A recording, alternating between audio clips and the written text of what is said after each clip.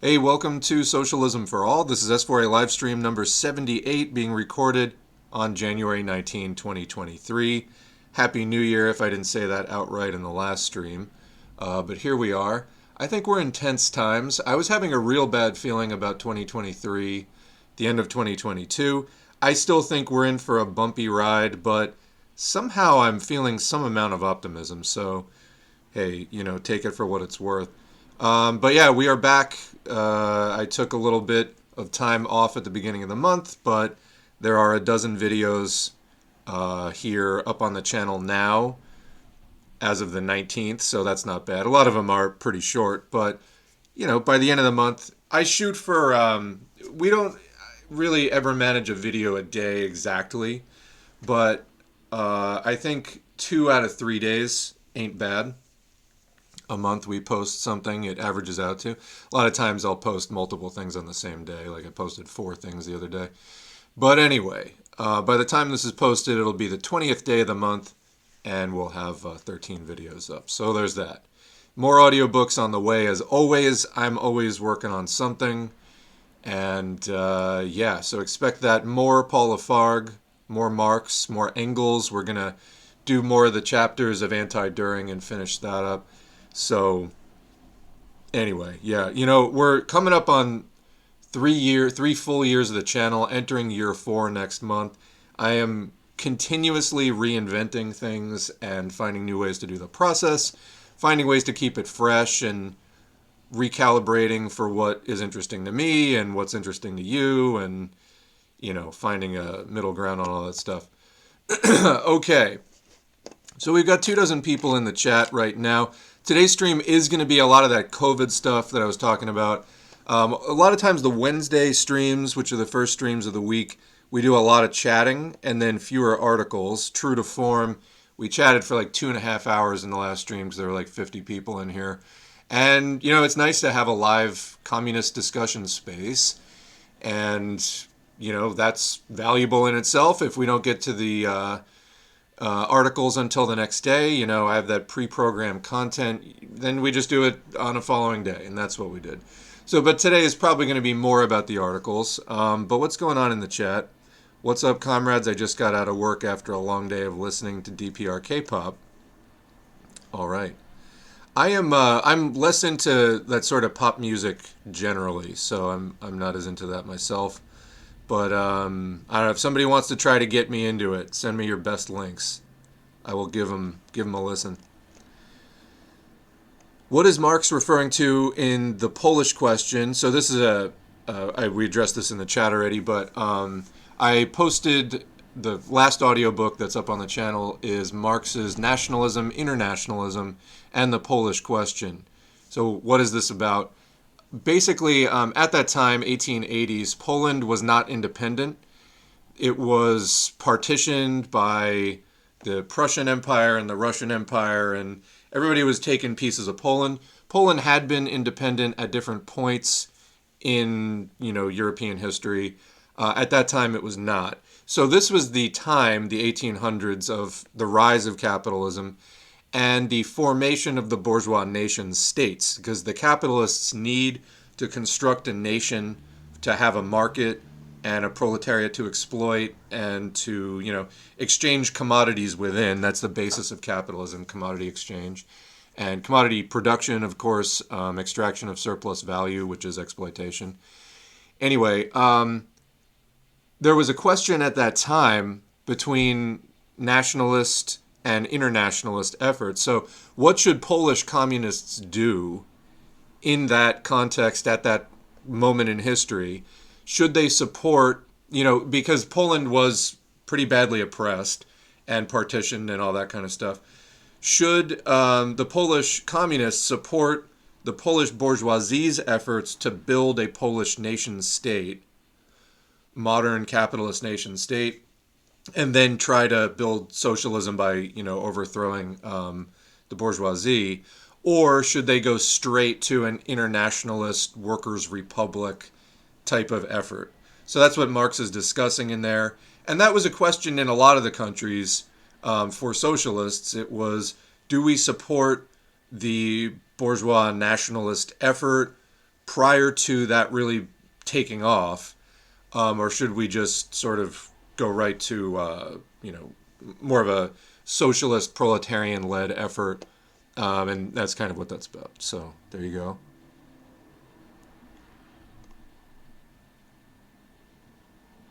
Yeah, I hear you on the music, the kind of yeah, the underground fighting ring thing, definitely.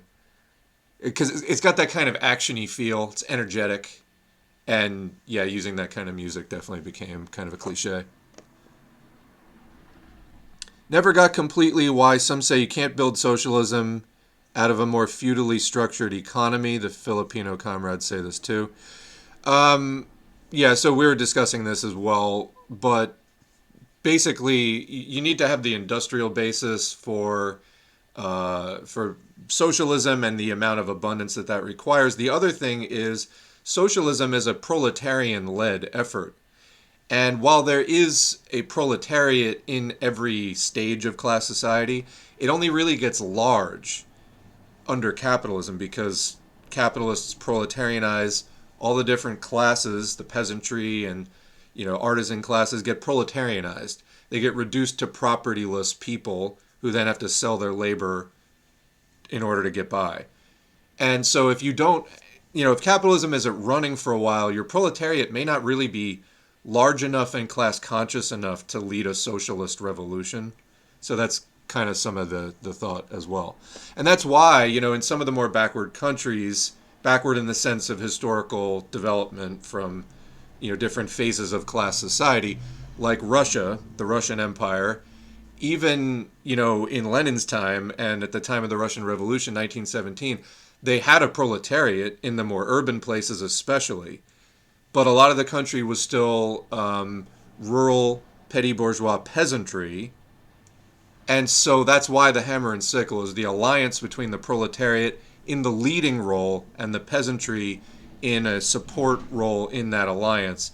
But they were both aimed at overthrowing capitalism and building socialism.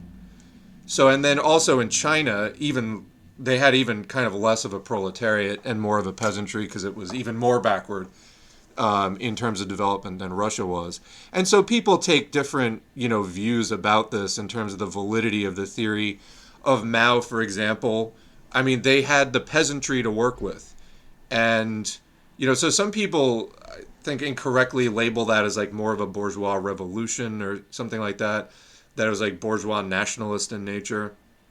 But the idea is that in these countries where, you look at the United States today or Western Europe today, where it's fully proletarianized. You have a tiny 1% of 1% that owns almost everything. You have a really slim petty bourgeoisie or small capitalist class. And then the proletariat is like everyone else. It's over 90% of the population. We are the 99%, you might say. But that really wasn't always the case. The class composition at different stages of capitalism, the proletariat starts out smaller and gets bigger as capitalism runs. As Engels says, it's like hooking up a battery and converting the chemicals in the battery. It just, over time, it runs and it changes the composition.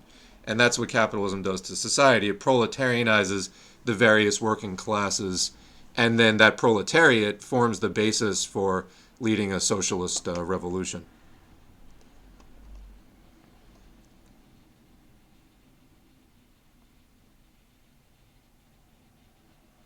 So, yeah.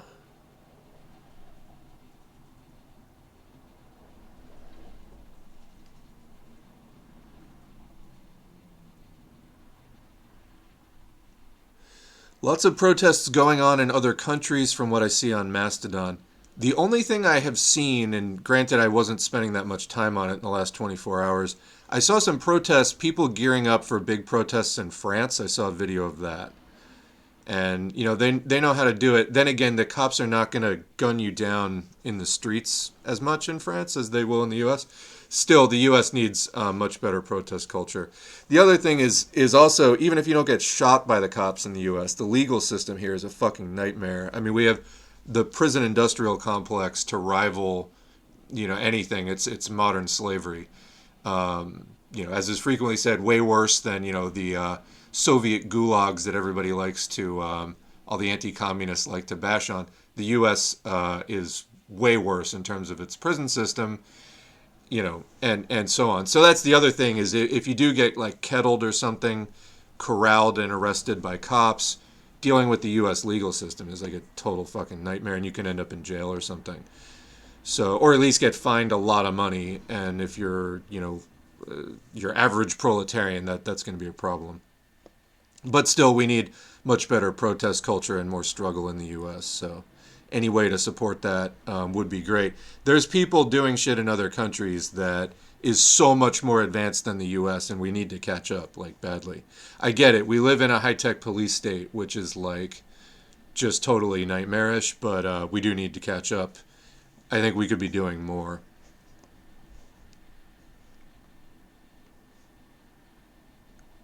I think revolutions were more successful in backward countries because capitalists weren't as prepared as in the more advanced countries. That's entirely possible. So, there's another theory I had an anarchist say to me, which doesn't make sense for a variety of reasons, but was basically saying, well, the reason that the revolutions were successful in Russia and China and et cetera is because those were actually bourgeois revolutions. And I'm like, yeah, except they didn't, they weren't led by the bourgeoisie. And it's like, oh yeah, well it was, state capitalists. Like the Vanguard Party was actually state capitalist. I'm like, well, that's still not a bourgeois revolution. But so I think that that's a distortion and inaccurate. But the idea that we will defeat capitalism where it is weakest, I don't think should be a very controversial concept, for sure. All right, we are, and just to mention Cop City, hashtag Stop Cop City. Check out that hashtag. This has actually been going on for a couple of years. It's just been breaking recently. I just got into the know. We read a press release from Stop Cop City yesterday. It's down in Atlanta, Georgia. It's a southeast U.S. state, just above Florida, where they are protesting the demolition of a forest to build a large-scale police training facility. And people are occupying the trees and stuff like that, like tree sitting. And apparently the cops shot and killed somebody. So that is kind of blowing up right now, and we'll be covering more of that next week, I think. But yeah, look up Stop Cop City. Actually, let me give you another. There's AtlantaPressCollective.com. That's where we got the press release from. AtlantaPressCollective.com. DefendTheAtlantaForest.org is another site. And I think just Stop Cop City. In addition to the hashtag, it's loading now. Come on. Spinning Twitter wheel. I think they have their own website. Well, there's a Twitter account at Stop Cop City. You can check out as well. I'm looking at their link tree because I'm trying to give a link. Ooh, there's a lot. There's way too many. Look at their Stop Cop City website. It is stopcop.city. Stopcop.city. But if you want to also see their link tree, it's linktr.ee. The usual link tree website. linktr.ee/stopcopcitylinks. Stop Cop City links. That will give you a whole lot of stuff. A whole lot of stuff. And we'll be covering, like I said, some more of that next week. Okay, shout out to all the people doing that and the many other struggles which for now are going to go unnamed because, that might be the most American thing I have ever heard. Very true. All right. Now, I promised COVID stuff, as I often do. Let's get into COVID stuff. As I was saying yesterday, I was, pulling these articles and screenshots and stuff. I feel like when it comes to reporting on COVID, I increasingly feel like I'm documenting the end of our species. Whether or not it is COVID itself, I think that this is one brick in the wall, if you will, of a mass extinction event. Obviously, climate change itself, just by altering the ecosystem, killing off species, acidifying the oceans, etc., that's a major event. The emergence of diseases as the ecosystem gets upset is going to be another thing. So anyway, tons of terrible stuff. But let's start off with a couple of... Actually, here's something super topical. Davos. So this is from @CashPrime with a K, Kashif Perzada, MD. This is the guy who is involved with the Raven app. It's a Canadian app that tracks CO2 monitoring in different indoor spaces. So I likened this before to those apps where you can see how loud different restaurants and bars are. It's like apps you can sign into, and then you just let your phone record the ambient noise. And then some places are super noisy, like it's as loud as an airplane taking off inside of different like clubs and things. And, you know, not everybody likes going to a restaurant where you have to kind of like shout to be heard. But anyway, this is the same thing, but it's for CO2 monitoring. So you hook up the CO2 monitor and report that into the app, and it's kind of, you know, community sourced then. Anyway, he posted, the world's elite at the Davos Forum, this is the World Economic Forum, are enjoying every possible protection from COVID, including PCR testing, air filtration, UVGI light. Why isn't this being offered to everyone else? Every school, every workplace should have the same protections as the rich and powerful. If you are in, I forget if it's Arizona or New Mexico. Actually, let me see, because I think I have the tab open. But there is an effort, there's like some piece of legislation to, nope, where?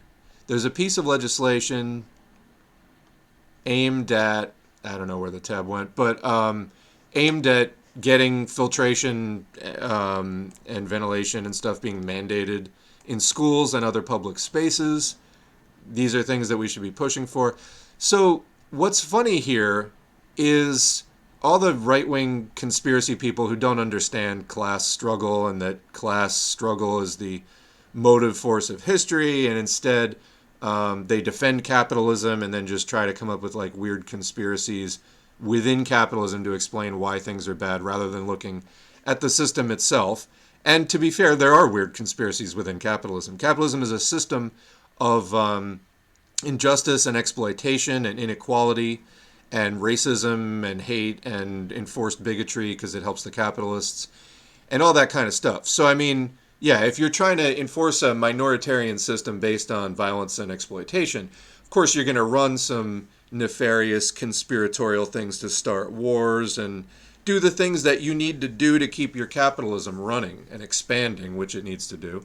That's imperialism. Once capitalism has filled out its nation state, it has to go beyond the nation state and compete with other capitalists for the right to exploit other territories and export their capitalism over there. That's imperialism that happened in the early 20th century. And hence you get world wars from that point on. But anyway, capitalism itself, this is the system. But so the right-wingers will look at the World Economic Forum and Klaus Schwab and, oh, they're trying to push the pandemic as some psyop. No, the pandemic is very real, friend. It's very, very real. And if this was just something that they were trying to push onto us, the working class, over whom they rule, then why would they be doing the same thing to themselves if it was really just for us? So this is a close-up of what the picture that he was posting there. These are different tweets. What do they have at this World Economic Forum? HEPA filters. Those are the high-efficiency particulate filters. And the world's richest and most influential use them. Why? So that they don't get sick. Shouldn't you be concerned about this as well? Also, COVID testing. Everyone at the World Economic Forum annual meeting, including journalists and participants, has to take a PCR test upon arrival.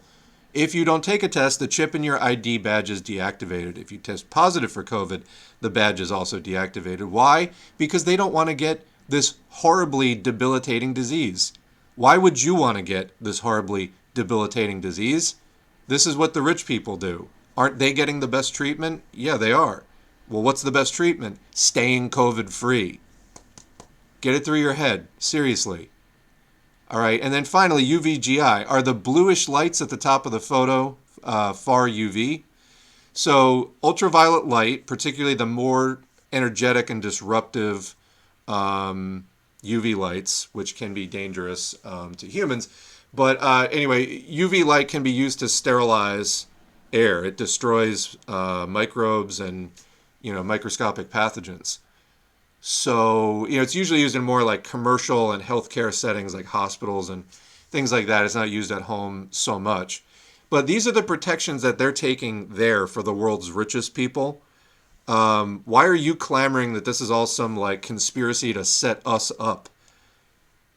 COVID is real, and it's very damaging. So just wanted to kind of start off with that. What else do we have? Again, just to kind of hammer this home a little bit, here's a graphic from Our World in Data. Deaths by vaccination status. What do you see?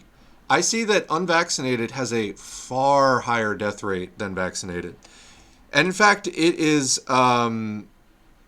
pretty close for primary vaccine and one booster. Primary vaccine and two boosters, much, much lower. So the unvaccinated, though, is way, way up there. So you don't want to get vaccinated, good luck, because you're really going to need it.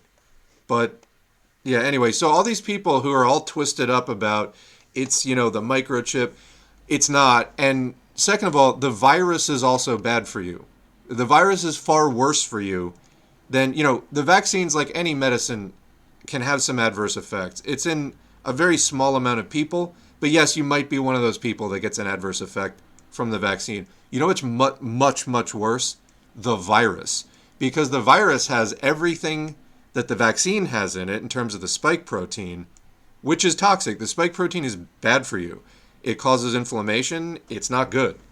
But that's how you train your immune system, with a small amount of the spike protein, which cannot replicate. It's not the full virus. But you expose yourself to a small amount of the spike protein that trains your immune system, at least for a certain period of time. The effects do wane with time. They fade with time. If you get the virus, though, you're going to get a much more massive quantity of the spike protein in your system, plus all the other doodads that the virus has to offer. So protect yourself. It's so stupid, the level that we have sunk to on the discussion of all that. All right, so let us take the lid off of this. We'll do probably this in two parts. I'm going to run through a number of articles. We'll check back in with the chat, so it won't just be me. But let's turn to our old friend BioBot. What does BioBot have to say about the current state of the pandemic? Well, it has sharply dropped off. It's still very high, but it has sharply dropped off from the Christmas and New Year's peak a couple of weeks ago. So it is in decline right now. The unfortunate part here, if we turn to the variant page, no, not that. What you see in the lower right-hand corner, that dark purple, that's XBB. That is a recombinant strain that formed out of people getting multiple strains of the virus in their body at the same time. In other words, they got infected with more than one strain of COVID at the same time. And the two different viruses, it swapped genetic material, becoming a recombinant strain, recombined the genetic material. That is what the X in XBB stands for. It's a cross strain, all right? That is growing rapidly. So the turquoise and green, those are the BA5 related strains, BA5, BF7, BQ1, BQ11, stuff like that. You can see that BQ1 has been dominant for a while, and that also includes BQ11, which is a subvariant in that count. But that XBB is growing like mad, and it's XBB 1.5. There was a related XBB strain in Singapore back in the fall, like back in October, November. That was really bad in Singapore. And we have now a US originating strain of XBB, and it's taken off like wildfire, as you can see from those growth patterns. It's very likely to result in hospitalization. It's a very severe strain. In other words, it's not only highly contagious, it's very severe. So it's causing a lot of illness. Also, from what I have been reading, it is less likely than many of the other strains to show up on a rapid test. So you can't just take one rapid test and call it good. Also, the rapid tests will test positive way after you get symptoms. So you might get your symptoms on day 2 of the infection, but you won't actually be able to test positive until like day 4, 5, 6, 7, 8, 9, 10. So the key now, especially because the rapid tests aren't that good of a product in the first place, they're better than nothing, but the PCR is way better than the rapid test. You want to do serial testing on multiple days in a row. Now, I know this costs money, and that sucks because the entire fucking, government, they sent out a few free tests again in December through the post office. If you go to covid.gov, you can sign up for that. If you haven't already, they'll send you 4 free tests in the mail. But you really need 4 tests just for the course of one illness, one suspected COVID infection. You got to test like 4 days in a row just to even know whether you have it or not. And again, I would wait till at least day 3 or day 4. And if you think you have COVID, don't spread it. If you absolutely have to go somewhere, wear an N95 or better mask. But it's the height of your responsibility to spread that. Just totally shameful to spread that. All right. So that's what's going on. Actually, you know what? Speaking of XBB, let's get into, which is also being called Kraken, because they stopped giving these things actual letter names. Like, this is still like considered an Omicron subvariant. But other people, we're going to read an article about T. Ryan Gregory, I follow on Twitter, recommend that you do too. Named this thing Kraken. The Kraken is powering New York COVID hospitalizations to their highest level in nearly a year. Is it a sign for what's coming for the rest of the country? And this is from January 10th, okay? So very recent. New York COVID hospitalizations are at their highest level in nearly a year, just after a new ultra-transmissible COVID variant, XBB 1.5, known as Kraken, achieved dominance in the Northeast U.S. Current in-state COVID hospitalizations are near 4,000, the highest level since last February, so highest level in 11 months, according to the New York State Department of Health. It's unlikely that the XBB subvariant is solely responsible for the increase in hospitalizations, given recent holiday gatherings and other seasonal factors known to drive up cases each winter. Okay, but time out. That's still the variant, though. I mean, you might say that these are the seasonal conditions, breathing indoor air, gathering in super spreader family events and things like that. Okay, but that is the strain. But the increase concerns experts given that the new variant was recently declared the most transmissible yet by the World Health Organization, and also due to New York's track record as a bellwether state. In other words, an indicator of things to come for the rest of the country when it comes to COVID. If you remember back March 2020, New York was like the epicenter of the outbreak, and it was like a portent of things to come for the rest of the U.S. So, I don't know, there was a thing going around about, are we more or less ready for the next pandemic now? I would say we are far less ready for the next pandemic, because 3 years in, what are the lessons that we've learned off of COVID? It's okay to get sick, who cares, masking is annoying, and vaccines are scary. Those are like basically, the lessons that a lot of people have taken away from this. Let's hope that there's not some other major new illness that starts up, but it's not looking good. It's not looking good 3 years in. Now, again, they're saying that this is the most transmissible variant yet. Why? Well, Omicron was like a big step forward over Delta, which was a big step forward over the earlier variants in terms of both transmissibility and severity. In the case of Delta, Omicron was slightly less severe than Delta, but still way more severe than the earlier variants. Now, each subsequent variant, Omicron was BA1, then we had BA2, BA3 was kind of a flash in the pan, but BA4 and BA5 have been more sustained, and now we got BQ and we've got XBB. Each one of these is successively like 20% more transmissible than the last. And it's, I believe, the most transmissible virus, more than measles now, the most transmissible virus known to humanity. And we did that. COVID didn't start out that way. SARS coronavirus 2 started out infecting, I think, 2.5 people per infection. Now that number is up to between 12 and 20. So that's where we're at. It's a terrible, entirely avoidable situation. Anyway, continuing.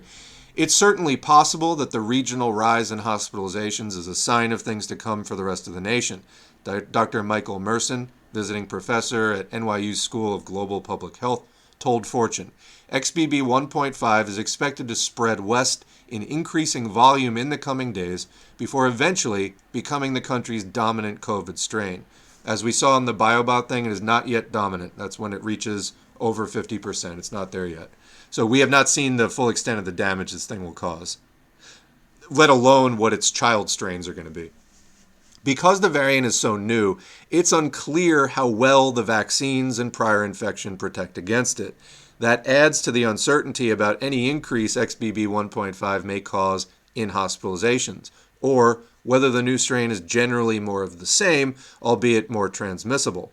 It definitely seems to be causing more hospitalizations, and that's not just in the US. But anyway, quote, their immune protection may not be as effective against this variant. That's the biggest concern. I mean, I would say the biggest concern is we're letting it spread like fucking wildfire, but that's me. Dr. Bruce Y. Lee, professor of health policy and management at the City University of New York School of Public Health, told Fortune. The rise of COVID hospitalizations in New York is due to several factors, including being indoors due to cold weather, holiday gatherings, a lack of masking, and high levels of XBB 1.5 circulating in the Northeast. Let me add to that, more time indoors due to cold weather is one thing. Also, cold air does not hold as much moisture as warm air does. It's just a humidity fact. What does drier air mean? It means that your mucous membranes, the lining of your nose, your mouth, your lungs, throat, become drier. They're more likely to be cracked. And mucus is also kind of your first line of physical defense against bacteria, virus, pathogens, dust, other shit that you don't want in your body. Because why? It's kind of like a spider web. Things get stuck in the mucus, and then you're able to blow them out of your nose or hawk them up or whatever. So mucus is a protective thing, and if you're if everything's drying out and your mucous membranes are getting cracked, that's offering direct access to your bloodstream. So you don't get the mucus itself, you don't get the other epithelial cells that have more of barriers and a defense system, and you're just giving the thing direct access to your bloodstream then. So cold air is also dry air. Also, your immune system doesn't work as well in certain ways when you're cold. Like when you have a cold nose, the immunity in your nostrils is impaired versus when those cells are warmer. So there's a lot of factors going on right now. There's environmental things, there's a lot of stuff. But it's still too early to say how big a role each factor is playing. Well, it's kind of regardless. Like, we know this is a serious strain. That's not really, I don't think, an important question. Dr. Jay Varma, Chief Medical Advisor at the Kroll Institute and the principal architect for New York City's COVID-19 pandemic response before joining the Institute in March, told Fortune. Well, okay, so this is the guy in charge of the not that great pandemic response in the first place. I'm not sure I would... He goes on to say, even if we didn't have a new variant, I believe quite confidently we can say there would have still been a rise in COVID infections, hospitalizations, and deaths this winter. Yeah, because the whole response has been inadequate. That didn't really need to be the case. Or if there was going to be an increase, it could have been much smaller. But, the capitalists have decided we need to let this thing rip. That was their priority. Or other things were a higher priority than taking care of this. We're going to get into that later with an article from, if I can get to it, Unity Struggle Unity, which is actually a Marxist journal, talking about. Anyway, we'll talk about it then, but we'll go into that in more detail. Anyway, but XBB 1.5 and the holidays aside, New York COVID hospitalizations have been trending upward since last spring. That's likely because of waning collective immunity in the U.S. due to low Omicron vaccine booster rates, Merson said. We don't have nearly enough people vaccinated still, referencing CDC data that say only 15% of Americans ages 5 and up have received an updated Omicron booster. We did stories on this at the time, and it was specific to New York, New Jersey, that area. like 7 or 8% of people who are eligible for the updated bivalent booster shot actually got it at that time. So people really went into this winter with a very bad vaccine status, because they do fade. Now, you can complain about the fact that the vaccine coverage fades. The fact is it fades. And if your coverage is faded and you encounter the virus, that's just going to result in a reality that you can't complain your way out of. Anyway, while the booster probably doesn't work as well against preventing infection as it did against previous Omicron variants, it's still protective against severe disease, and that's what's most important, he added. Well, no, that is important. And yeah, you don't want to be hospitalized or die, but there's still many really life-crippling things as far as long COVID that, don't fall into that realm of what they consider severe disease, parentheses, during the acute phase, during that first month. Kraken cases soar in New York. Early data indicate that the XBB 1.5 can spread more rapidly than other currently circulating variants. That's why it's becoming dominant. While at this stage there is not yet clear evidence of significant changes to virulence or severity of disease, although I'd say it's not looking good, the department, I think they're downplaying that, honestly, I really do. The department reminds all New Yorkers to take precautions to protect themselves and loved ones against a fast-moving strain, referring to booster shots, among other things. How about, say it with me, starts with an M, masking. That's like the biggest thing, and they haven't even mentioned it. With testing widely regarded to be at an all-time low, because they rolled back the testing program. There were ways to fix that too. They were testing in schools, they were testing in colleges, they were testing in large institutional workplaces. They stopped doing that. You want testing not to be at an all-time low? Bring it back. Okay, but I think they want it to be there because Biden's trying to sell you on the pandemic is over. It's just COVID denial. It's a little different from how the Republicans do it, but it's the same basic phenomenon with the same basic intention behind it. Anyway, it's impossible to say if infections are on the rise. No, it's not. But national COVID wastewater levels, that's what we were just looking at with BioBot, are nearing their second highest level ever of the pandemic. Then no, it's not impossible to say if infections are on the rise. If infections weren't on the rise, wastewater levels wouldn't be increasing. All right? There's no other way to get that result. And nearly 40%, hold on, I got to fix my throat here.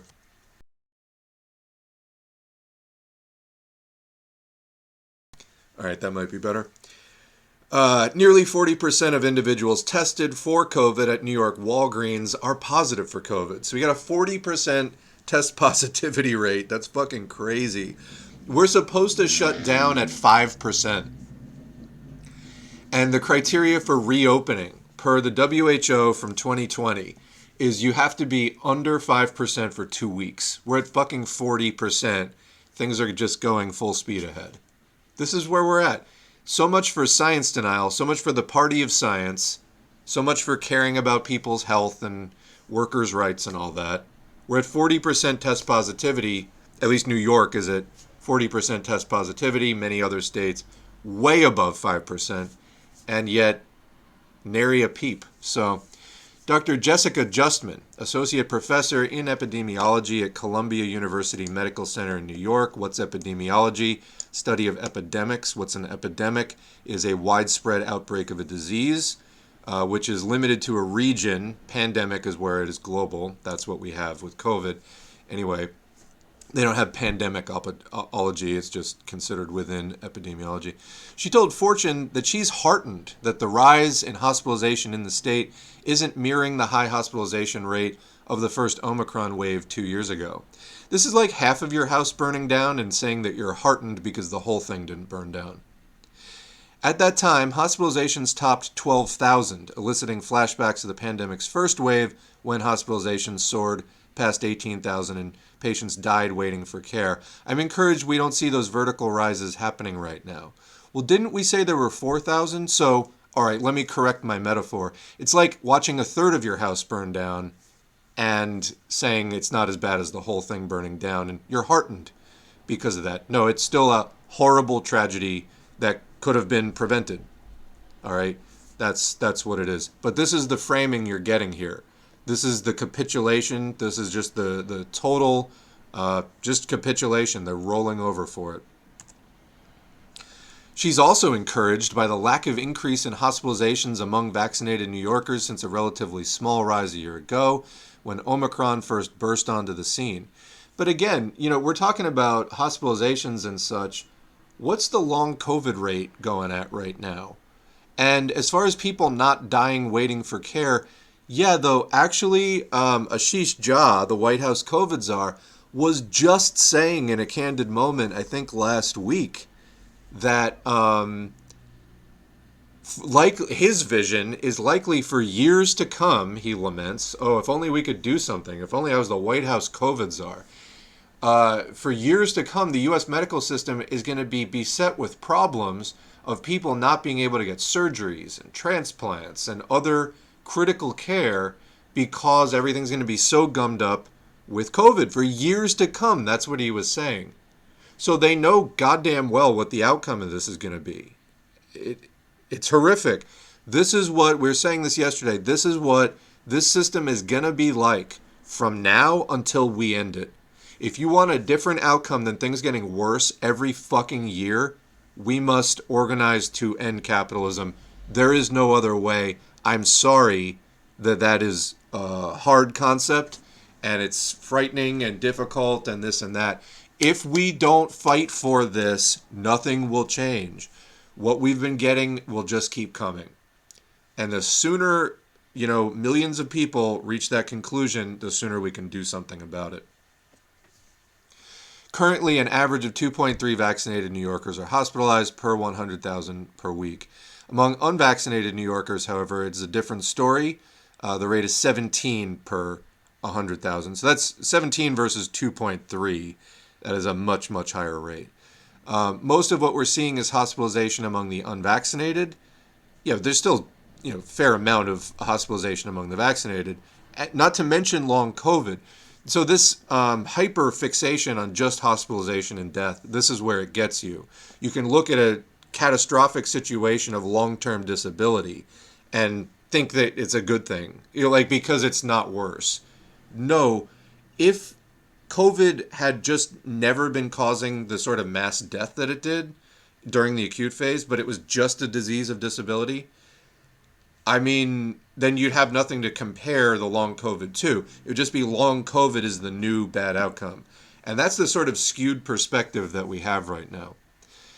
The country, however, will inevitably see more vaccinated individuals hospitalized if individuals who only received a dose or two of the vaccine early on are still considered among the vaccinated. Yeah, or again, we could stop this thing from spreading. Just a fucking thought. It's not even being discussed anymore. The partially vaccinated, those who failed to get boosters, will increasingly need to be hospitalized. Again, or we could stop it from spreading, because even full vaccination, I'm fully vaccinated, I got boosters, I'm juiced up, man. It's still not full protection against infection or long COVID. So we need to stop it from spreading. That means masking. That means, disrupting business as usual. It's possible that the recent rise in national COVID wastewater levels, one that predated the dominance of XBB 1.5 in the northeastern U.S., is merely a precursor to a spike in cases involving Kraken, experts contend. Some expect case numbers to soon exceed last summer's high, but not the all-time high of Omicron's first wave. Okay, but look at it. Let's put it back up again. This is where we're at with the pandemic currently in the wastewater. Now, just take out the Omicron spike, because that skews the entire axis. Where are we? Accepting Omicron, which was like BA1, a kind of blip on the radar, we have had basically 5 peaks. One in the beginning, one in the 2 winters ago, one in fall of 2021, that was Delta. Then you get Omicron. Then this entire year since March, there's been a sharp ascent and then a plateau. There was a big spike around August. Then it came down for a little bit. Now it's back up to that same level that it was at in August, and now it's dropping a little bit. the entire year was like all of the other spikes put together. In fact, I suspect, I don't have the sort of advanced calculus skills to do this, but I suspect if you stretched out even the Omicron peak, I would suspect that the first 2 years of the pandemic, there was less COVID in the wastewater than there was. Like, it would basically be equal to just 2022. That's not a win. That means that you took Omicron and you just stretched it out over like a longer period of time, but without any of the corresponding lows surrounding it. So that's a situation that they are, quote, heartened by. Now, just on the name Kraken, I wanted to make a note. I mentioned T. Ryan Gregory. Meet the biology professor who named the surging Kraken COVID variant. He has more to help make sense of Omicron's alphabet soup. This is kind of a long article. I don't think it's necessarily worth it. But yeah, Dr. Ryan Gregory, biology professor at the University of Guelph in Ontario, Canada, told Fortune. So anyway, he has all these cute monster names, Basilisk. It's like you're playing D&D. These are like now colloquially being used to describe these new strains. And so basically, Centaurus, if the WHO isn't going to name them, then he is. And I'm just kind of putting the article up on the screen for you here as I just chat about it, but we're not going to read straight through this. If you can just pause this, and Hydra, different things. Again, suddenly you're in like, a fantasy RPG game. But this is what we've got going on as far as the Kraken name right now. Now, as far as the, how do we put it? How to live with COVID in 2023. We should not be figuring out how to live with COVID. We should be figuring out how to stop COVID from spreading. So this is an article off of the supposedly left-wing alternate site. I mean, it's like a, left-wing Democrat kind of like, when I say left-wing, it's supposed to be like a progressive alternative news site. How humanity may, quote, finally figure out how to live with COVID-19 in 2023 report. If it looks anything like 2022, and actually the variants are going to be worse this coming year than they were in 2022, because that's the only direction that the variants go in. They don't get weaker with time. They get stronger and more transmissible. We're not going to figure out how to live with it. The only way you can actually, quote, live with a situation like that is if you stop caring about human suffering. That's the only way forward. Now, there's also the question of China. We've discussed in some of the year-end wrap-up as far as China has now opened up. And it's looking bad. We looked at a picture from that yesterday. This was Walensky, the head of the CDC. We can't stop the spread of COVID-19. That's a fucking lie, full stop. We can stop the spread of COVID-19. This is from December 30th. But pre-departure testing and the requirement to show a negative test result when flying from China to the U.S. can help to slow the spread as we work to identify and understand any potential new variants. I'm sorry, but your country, the one I'm in, the U.S., has been rampantly circulating this. It's just been letting it go like a bull in a china shop. No pun intended, I guess. Now you're going to scapegoat China because they opened up after 3 years, which they shouldn't be doing. But that's just, like, horrible on many levels. The U.S. has been breeding new variants and letting them spread globally. But you're somehow, you need a negative test result when coming from China specifically. And, Chun Weihua, the Omicron variant has been spreading in China. The Omicron variant that has been spreading in China has spread in the U.S., Europe, and the rest of the world for many months. So your policy will be futile and discriminative. Yeah, it is literally just that, Chinese boogeyman here. Whether you think China is socialist or not, or moving in that direction or not, this is clear just scapegoating and a dodging of responsibility by the U.S. trying to blame China for something that the U.S. has been doing for literally years. And to be fair, China is now doing it. They're letting it spread, but the U.S. was letting it spread way longer. So we get this now kind of tortured dialogue as China is tragically opening up to the virus and just letting that go. We get these framings like this one. This was out of, I think, Wall Street Journal. COVID is China's price. It's just the price you have to pay. A million people dying in the next few months. It's a price you have to pay for rejoining humanity. Interesting framing. It's like they had lost their humanity. Now they're regaining it. They're letting millions of people die and get sick. Wow. And again, the phrasing right in the first sentence, the virus that had established a home in the rest of humanity is now spreading in China, as had to happen sooner or later. No, it didn't. We could stop this thing. The capitalists don't want to. The capitalists prioritize profits over people, property over people. That's what this is all about. This is capitalism. The Communist Party government can rightly be criticized for not beefing up its health capacity. Are you fucking kidding me? They have way better health capacity than the U.S. has. Again, whatever you want to say about China, they actually were building hospitals to respond to the COVID crisis. And then for not making better use of vaccines, what are you fucking talking about? They had a better vaccine rate. They have a better vaccine rate than the U.S. has. Also, they were carefully controlling COVID to a point where people didn't even need to wear masks. Now, in the U.S., you had people not wearing masks when they needed to. In China, people could get away with not wearing masks because the virus was actually under control. It wasn't like in the U.S. where they're just letting it spread and spread. But this is, again, the tortured messaging that you're getting out of U.S. media, talking in the most hypocritical and just flatly misleading way about it.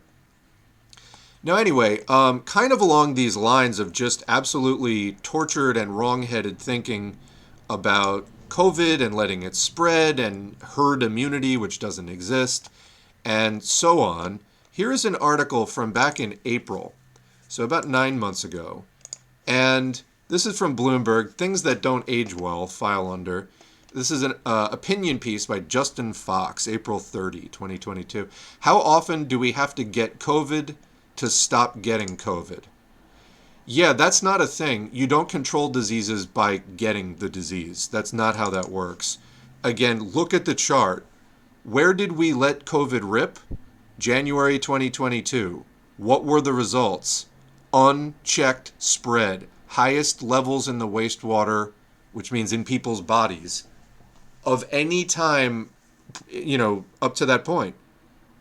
So no, you don't control COVID by getting COVID. You control COVID by controlling COVID. Difficult concept, I know. But anyway, look at this. This is in Bloomberg. Natural immunity will be key to downshifting the pandemic to endemic status. Wrong and wrong. Natural immunity does not exist. It's not real. It's not a thing. Natural immunity, quote unquote, that in other words, you get the virus ravages your system, causes massive inflammation, maybe hospitalizes you, maybe gives you a year-long or longer disability. And in the process, you generate some antibodies. But guess what? The virus is mutating so fast, it's getting a new dominant strain every 2 months. And it's repeatedly mutating to become more immune evasive. We covered how each new strain is about 20-25% more transmissible than the last. They're also becoming more immune evasive to where now a lot of the monoclonal antibodies don't even work.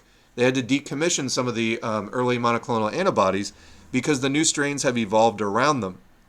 And it's getting harder and harder to handcuff the virus using the antibodies that your body produces or that you can clone in a lab and then apply as a therapy called monoclonal antibodies. They're the same thing that your body would produce. So natural immunity doesn't exist. You can get infected and then get reinfected literally weeks later. That's not a thing. And we knew it wasn't a thing when this article was written. They published it in Bloomberg anyway, instead of saying, what the fuck are you submitting? Get out of here. That's an option Bloomberg could have taken. They didn't take it. to downshifting the pandemic to endemic status. That's not a thing. This disease is global. Endemic means a disease that is confined to a particular region, and it has predictable, basically static rates. And, it circulates just in a region, and it doesn't have big spikes. So global spread with big spikes and rapid mutation, that is pandemic. That's not endemic. We've covered this before. So right there in the subtitle, this thing no longer has a leg to stand on. But then, they try to soften it with, well, natural immunity is key, but that doesn't mean you should go out and try to catch it tomorrow. No, indeed. In fact, you should be masking. Try not to catch it. What they're saying is you don't need to try to catch it tomorrow because, elbow you in the ribs and whisper, you're going to catch it soon enough anyway. Because guess what? We're lifting all the protections. So you don't have to try to get it. You're just going to get it. That's what they're saying. Is like this, you do not have the right not to catch this virus. In other words, we don't need to catch this virus, but we're letting it spread to the point where people basically can't avoid it. And most people, overwhelmingly most people, are going along with this. And to be fair, most people don't really know. But I'm talking about the doctors and the nurses and the biologists and the public health people and every other biology-related scientist who does know better and is not speaking up. You are culpable in this mass disabling, mass death event. Speak the fuck up and get political right now. I mean, we're going into the 4th year of the pandemic. What are you waiting for? Do something. Join the People's CDC. Get active. You can't just stand by and just watch the virus mutate and mutate and mutate, because one of these mutations is going to be more than we can pretend is not a problem. I mean, arguably it's already at that point, but if you get up to 5% mortality, what are you going to do then? It's going to be too late, and you won't have done a fucking thing to stop it. So anyway, this is 9 months ago what Bloomberg was saying. How did that... So let's replace this with other diseases. How often do we have to get pneumonia to stop getting pneumonia? Doesn't work like that. How often do we have to get tetanus to stop getting tetanus? How often do we have to get HIV to stop getting HIV? How often do we have to get polio to stop getting polio? Do you see how insane this is? Why are you accepting it with COVID? The only conceivable way that you could, construe this as being remotely sensible is if you're thinking of COVID like a harmless cold. It's not. I mean, everything points to the fact that it isn't. It ravages your major organs from your brain to your heart and on, your lungs especially. This is just totally unscientific, anti-medical thinking. How often do we have to get dysentery to stop getting dysentery? How often, again, insert whatever you would like in there. That's not how it works at all. And you also don't shift it to endemic status. It's literally global. Anyway, they published it anyway. So, this is what you can expect at this point. Anyway, is there a reason that we didn't take this approach, for example, with HIV? At what point can we just let HIV spread before it stops becoming a problem? What? Why would you think that is how you stop getting, why would you think that that's how it stops becoming a problem? Nothing about our knowledge of disease would indicate anything like that. Anyway, here's an article from the Tyee, and this is way too long for me to read, but the title is, What if COVID Reinfections Wear Down Our Immunity? Dr. Anthony Leonardi is a lightning rod for debate. If he's right, this pandemic poses a greater threat than widely assumed. This is from November, written by Andrew Nikiforuk.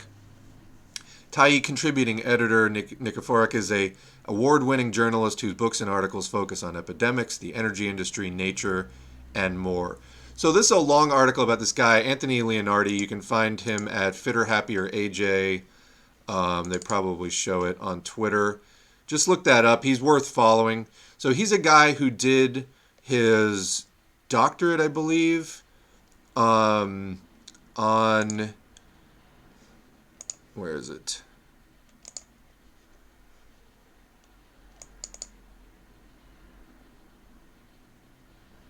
Okay, so he's an immunologist, talking about T-cell dysregulation. By dysregulation, dysregulation in medical terms is just like anything that is not being properly maintained.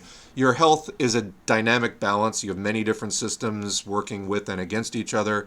They overall stay in a balance, homeostasis. Dysregulation is when things are not regulated properly and they get out of whack, out of balance.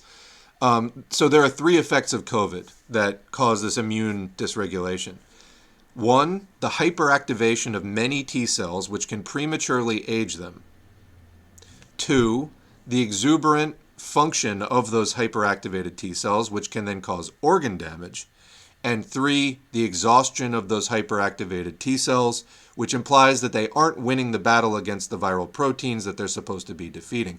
In other words, argues Leonardi, T cells are becoming hyperactivated by SARS coronavirus 2, and they're prematurely aging. T cells, along with B cells, are one of the main pillars of your immune system. And they not just fight pathogens, but cancer and other things. You really need your T cells, okay? So becoming hyperactivated by the coronavirus, and they're prematurely aging, harming organs, and becoming exhausted. They're trying to rid the body of this immune-evasive SARS coronavirus 2, and they're basically, your T cells are freaking out. They get hyperactivated, which wears them out. That activity can also damage your organs as collateral damage, and they get exhausted. If he's right, then no, we cannot assume that T cells will save us from COVID. Not as thoroughly, at least, as we've been led to believe, which is why the Tyee decided Anthony Leonardi and his controversial assertions merit a deep dive. So, anyway, reached by the Tyee, Leonardi did not apologize for his pessimistic edge to the warnings he's giving. Optimism sells, and optimism around T-cell memory sold well too. Rather than practicing a passive conventionalism that pretends that the pandemic's over, he said, public health officials need to be candid with the public. Tell them the truth honestly and openly. In a recent tweet, Leonardi punched back at his most vociferous attackers, saying, "All I have done is warn people, and people find the warnings unpalatable. Not only that, people have given opinions on the trajectory of the virus and the immunology, and they've been blatantly wrong and are seeking a pound of flesh out of the people who are right, out of anger." Couldn't agree more, full support. Follow this guy, I already do. To understand why Leonardi is such a lightning rod requires a bit more discussion about the human immune system works. It's composed of two complementary branches, one directed by antibodies and another mediated by T cells. T cells are one of two white blood cells that defend the body against foreign invaders. The other are B cells, which make antibodies. So this is what I said. Those are like the pillars of your immune system.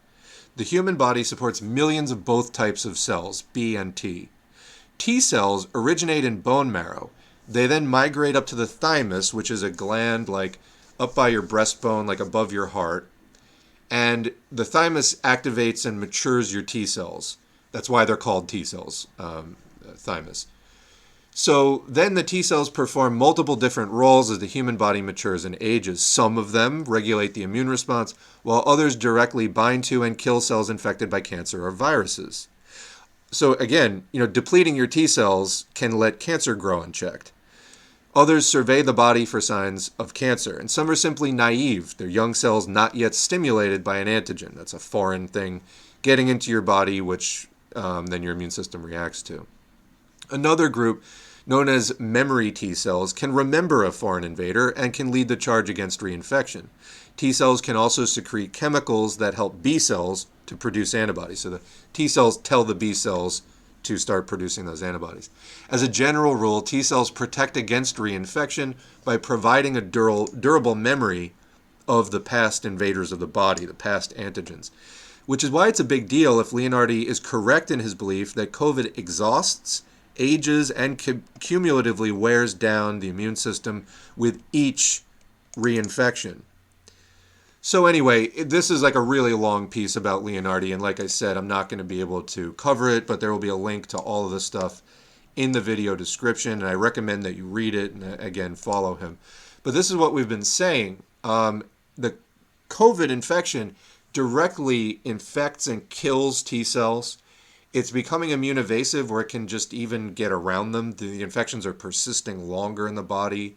All kinds of different things are happening. You do not want to let this thing. And have you heard anyone else talking about this but some, random communist YouTube channel and like a few voices in the wilderness on Twitter? That's why I'm saying, where is the organized medical rebellion? All these people just want to pocket their like $250,000 a year that they get for being medical professionals, play golf and go out on their boat or whatever. Nobody wants to make that stand and risk, not being welcome at the fucking country club and the other bullshit that they get absorbed in, that takes precedence over actually being concerned with public health. Anyway, closing out this first half, there's no room for complacency in 2023. This is an editorial from Nature. No room for COVID complacency in 2023. Stark scenes from China show that the pandemic is far from over. One solution is a laser-like focus on strengthening public health systems. Okay. In many places, life took on a semblance of pre-COVID normality in 2022 as countries shed pandemic control measures. Governments ended lockdowns, reopened schools, and scaled back or abandoned mask-wearing mandates. International travel resumed. There were optimistic proclamations, too. In January, Danish Prime Minister Mette Frederiksen declared that SARS coronavirus 2 no longer poses a threat to society. Fuck you, Mette Frederiksen, for saying that.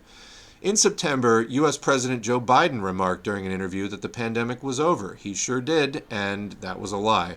Even Tedros Adhanom Ghebreyesus, Director General of the World Health Organization, or WHO, has expressed hope that COVID-19's designation as a global emergency will end in 2023. Time out. Is that a founded hope? Do we have any evidence to suggest that? We do not. What we do have is a virus getting much, much worse, more immune evasive, more transmissible. This belies the devastation that the disease continues to cause. Exactly what I'm saying. The starkest example is in China, one of the last countries to ease pandemic control measures in the face of the fast-spreading Omicron variant. Scenes emerging from Chinese hospitals now are reminiscent of the havoc that Omicron wrought in Hong Kong nearly a year ago. China might have seen widespread transmission regardless of whether President Xi Jinping had dropped the zero COVID policy in December, although they probably wouldn't have. But models suggest that the country faces the prospect now of up to 1 million deaths over the next year. I've seen even in the next few months as it being possible. Not to mention widespread workplace absences and disruptions to the Chinese and global, because they fucking manufacture half the shit, economy. Most people in China are immunologically unprepared for Omicron. Why? Because if there were cases, it was of like Alpha or Delta or something, like a very early 2020, maybe 2021 strain. That's what was circulating in China in the minimal amounts that it was circulating. This new variant, like they didn't have Omicron in China prior to like opening up last month. So anyway, they had no exposure to any SARS coronavirus 2 variant, and if vaccinated, have received vaccines only against the virus's original strain, although timeout, so has most of the world, where people have even been vaccinated because China actually had very good vaccination rates. Many countries, even frontline healthcare workers didn't get vaccinated. Why? Because of IP controls over the vaccines that countries like the U.S. was refusing to open up, etc. So, I mean, China is actually in a better position than many other countries with regard to vaccines. But anyway, the point is, even like the bivalent vaccines, the quote updated vaccines that were given out in 2022 in the U.S., they were only half BA4, BA5. They were also 50% the original strain of COVID. Now, why they did that, I don't know. But that's the way it was. So, I read a lot of people saying that they were underdosing those vaccines and that the BA4, BA5 probably would give some better protection, but not as good as if they were just solidly BA4, BA5. Why would you include the old stuff? Now, there are other vaccines, for example, Novavax. That is not an mRNA vaccine, and that the U.S. government is still dragging its feet on authorizing fully. It's authorized for your primary series. It's authorized for your first booster. I believe it's still not authorized for a second booster. But anyway, the Novavax actually targets not just the spike protein, but the I think the nucleocapsid proteins, which have not mutated. What mutates the most in the virus is the spike protein, because that's how the virus infects cells, and it's also the antibodies attack it. And so anyway, the virus trying to, that's what's going to affect the virus's advantage or disadvantage in an environment is how it's changing its spike protein. So that's changed the most over the course of SARS coronavirus 2's existence so far. What has changed less is the nucleocapsid and membrane, and the those proteins. They're more consistent across the different strains of COVID. Anyway, Novavax says that they target more of that stuff, so they should be more useful against all the different strains. There was also research that I haven't seen any follow-up on. The Walter Reed Hospital in the U.S., big military hospital, was working on a polyhedron 24-sided vaccine. Each of those sides would get a different variation of the spike protein, and they're saying that could be like the omni vaccine against every different type. Anyway, it looks to me like Novavax is probably the best type of vaccine that you can get. It's the most widely applicable across different mutations of it. But anyway, this whole thing about, they didn't get the updated vaccines. Well, even we didn't really get the updated vaccines. They're only half updated, and the doses were kind of weak. Better than just the original, but why are you still putting the original strain in there at all? It's been extinct for years. Anyway, China is likely to discover what other countries with limited previous exposure to the virus have found over the past year, that there won't be a single exit wave to mark the lifting of pandemic restrictions. Further waves of infection and death are likely to follow, either from new variants that arise in the population or from variants imported to the country as it opens its borders to visitors. 2 more screens here, then we'll go to the chat. Renewed responses needed. Elsewhere, repeated surges in infection and death are giving way to a constant thrum of loss, as well as debilitation caused by long COVID. A focus on COVID-19 has also affected the fights against AIDS, malaria, and tuberculosis, because there's only so many researchers, and you only have so much time in the day, and you can only specialize in one thing or the other. Although precise counts are difficult to obtain, overall death rates in many countries remain higher than before COVID-19 hit. It's excess deaths directly from COVID, and it's also distorting the ability for people to get medical care. COVID-19 vaccination rates have stalled in many nations. In some, the uptake of boosters has been dismal, even though these substantially reduce death and severe illness, include the U.S. One path to renewing vaccination efforts lies with technology. Development of mucosal vaccines is underway. 3 years in, we don't really have them. These are designed to be delivered through the nose or mouth, and it's hoped that they can trigger sterilizing immunity that blocks transmission, not just severe illness. That would be great. It is said that the Novavax at the 3rd dose does that as well, that it gives you sterilizing immunity. I would love to see that. Because then you could really get a shot, and then we would stop the spread, and that would be amazing. We got enough problems without fucking COVID. China has approved an inhalable booster dose and a nasal vaccine, and India a 2-dose nasal drop primary vaccine. Iran and Russia have also each approved a mucosal vaccine, but researchers are awaiting data to check whether any of these can deliver on their promise of stopping SARS coronavirus 2. One thing that could shake COVID complacency is the emergence of one or more variants of concern. New variants of the virus will emerge over the next year, as they did in 2022, but a variant of concern designation and a corresponding Greek letter from the WHO will be given only if a variant is better at evading the immune system, causes more severe disease, or is much more transmissible than those currently circulating. Except we have all of that now, and they still didn't do it. A new VOC must spur action to ensure that fully vaccinated people, especially those who are older or immunocompromised, receive booster doses. A new variant must also prompt redoubled vaccination efforts in lower income nations. global collaborations, such as COVAX, were established to deliver vaccines equitably, but they faltered as wealthy nations prioritized vaccinating their own populations. So this is one of the other things, is like the US isn't even taking its booster shots anymore. But it was like, here, have your 5th booster dose. Meanwhile, again, in exploited countries, frontline healthcare workers, keep trying to say it the same way, frontline healthcare workers still haven't gotten their first doses. Too often, vaccines for low and middle income countries, or again, overexploited countries, were delivered sporadically and close to their date of expiry, exacerbating the challenge of rolling them out in places with limited healthcare infrastructure. So like if you have a vaccine that needs to be refrigerated, for example, refrigeration is not necessarily as common as you would think in some places in the world. The result is that only 1/4 of people in low-income countries have received at least one dose. So only 25% of people in low-income countries have even gotten one dose. Many low-income countries need to get back to tackling neglected priorities, such as malaria, which is actually endemic, like confined to just a particular area and predictable rates, tuberculosis and infant mortality, all of which were sidelined as the worst of the pandemic swept through. But ignoring COVID-19's continued toll risks stymieing these efforts too. The global community must reckon with the politics and power dynamics that undermined initiatives to ensure that all nations had access to vaccines when they needed them. Unless that happens, future global agreements could be similarly undermined in times of crisis.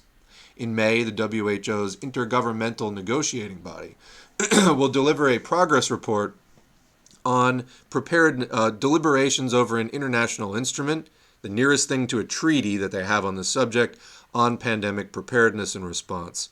Countries that missed out on timely access to COVID-19 vaccines, tests, and treatments will be arguing that the agreement should ensure more equitable access to resources when the next pandemic threat emerges.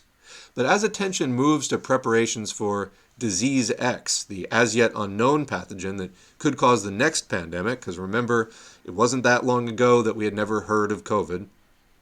COVID complacency is inflicting death by 1,000 cuts on healthcare systems reeling from the past 3 years.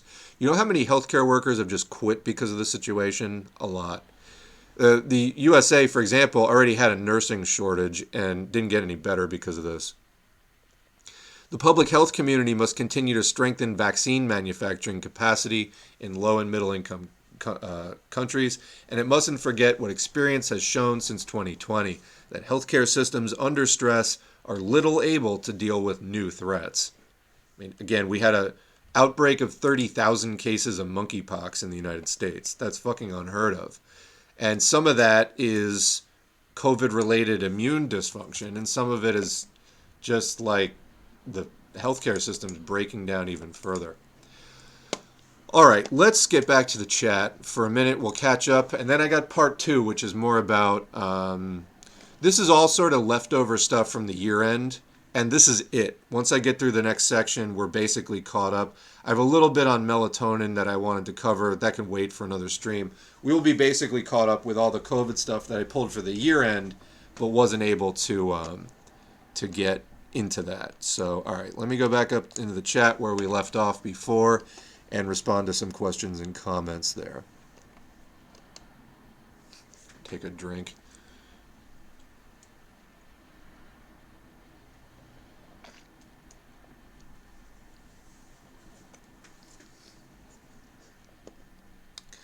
Hey S4A, I've heard you talk about MMT and how it's a libertarian line of thought. No, I don't think you heard me say that.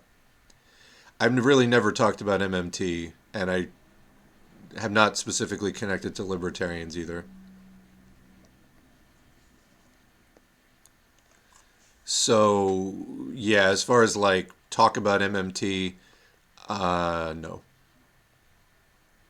There's plenty of other people talking about that, and it's not something I really find that interesting.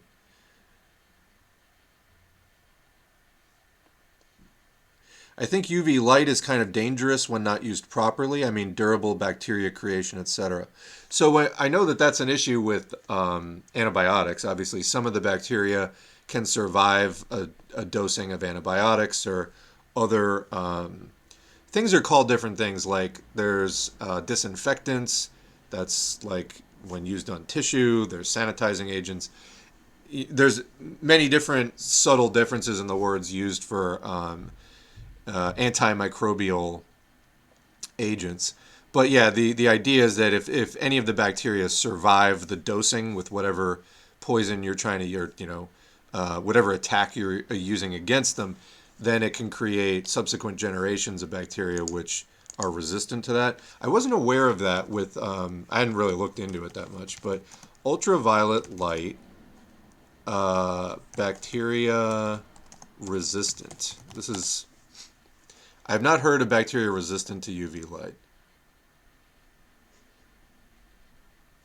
Antibiotic-resistant bacteria survived from UV disinfection. So this is something off of PubMed. That's a big NIH government database of studies. Not studies done by the government. It's just like a repository where people can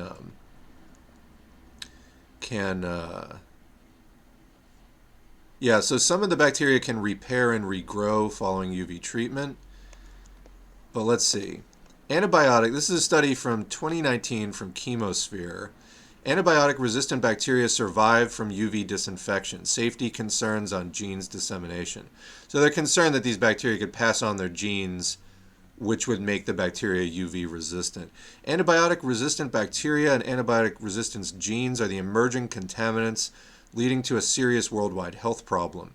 Although there's commonly called superbugs. If you have a bacterium that can't be killed by common methods, that's a real danger, because then how do you kill them? You got to go to unusual methods, and anyway, it's harder to kill.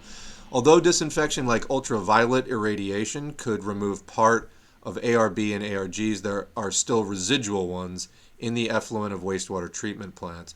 Conjugative transfer is the main concern of the risk of ARGs. Those are the genes.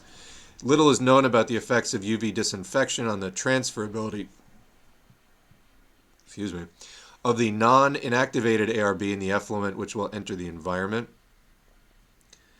What is this? Viable but not culturable state cells induced by UV can reactivate through photoreactivation and dark repair and retain the same level of transferability as the untreated strains.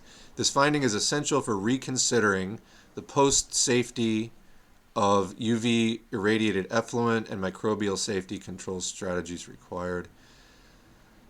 Okay, so I think that they're saying that it might even be that even just the genes, because bacteria can kind of uptake, in some cases, just loose genetic material, and there's a concern that bacteria could uptake some of the. Anyway, I don't see anything conclusive in there. I don't have time to go further, but anyway, that's interesting. Thank you for putting that on my radar and everyone's.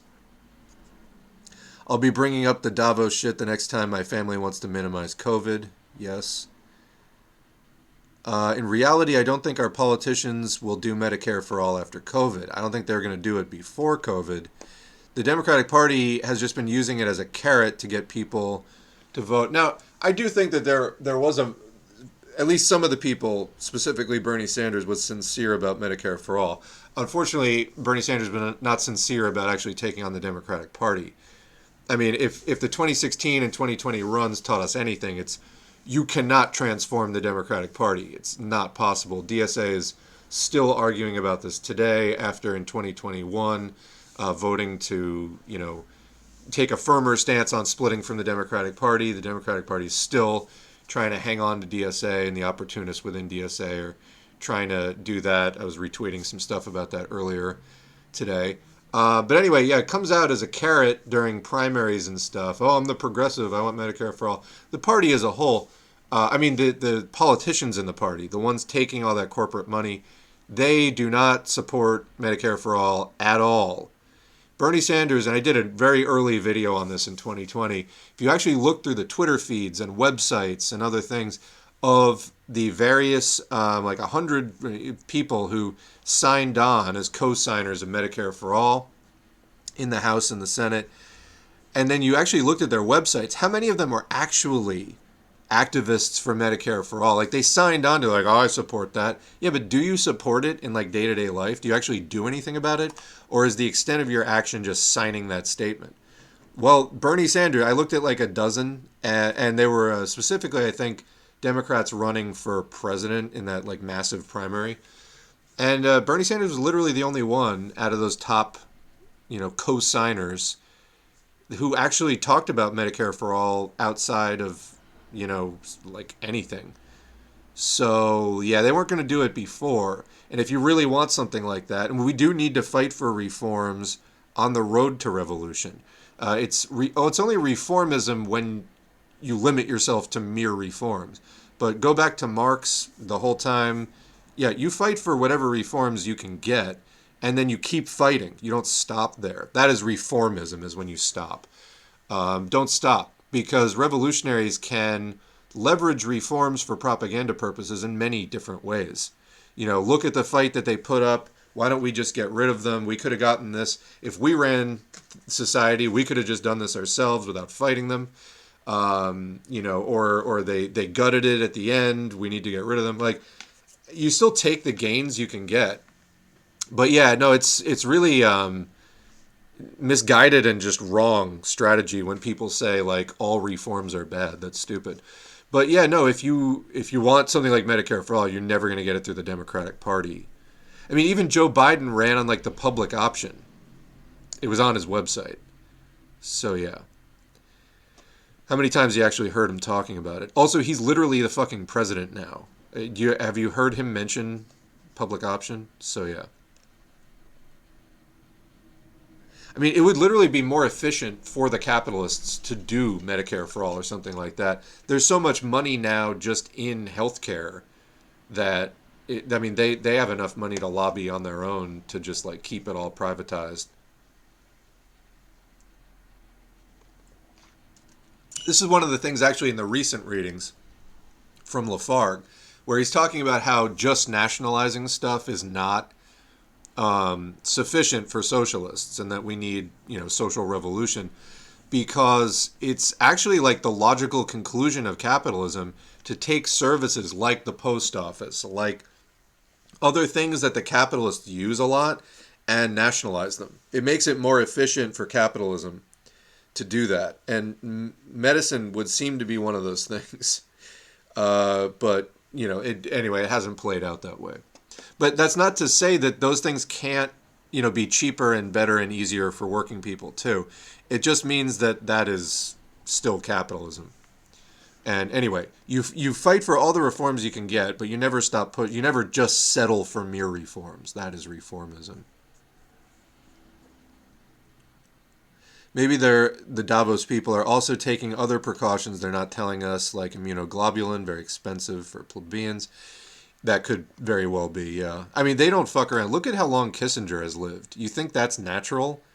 I mean, I don't think so. He's getting the best treatments money can buy and then some. And believe me, money can buy some incredible medicine. But you got to have that money for it. Yeah, and they do make their money treating, disease, not actually. Well, actually, here I tweeted this a little while ago with the caption, "Everything that you need to know about the U.S. medical system." Where is it now? Goldman Sachs asked, "Do I have it here?"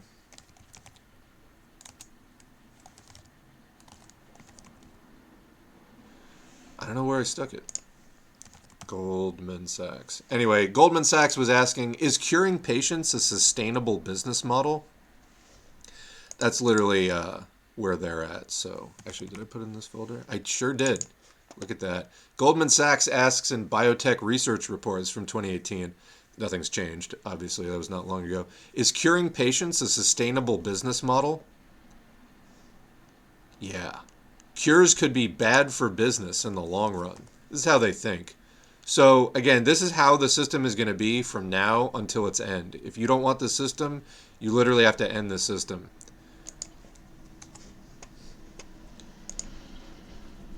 Have I heard anything about CH 1.1 more dangerous than Kraken, they say? It's not a big strain yet. Yeah, if you look at the...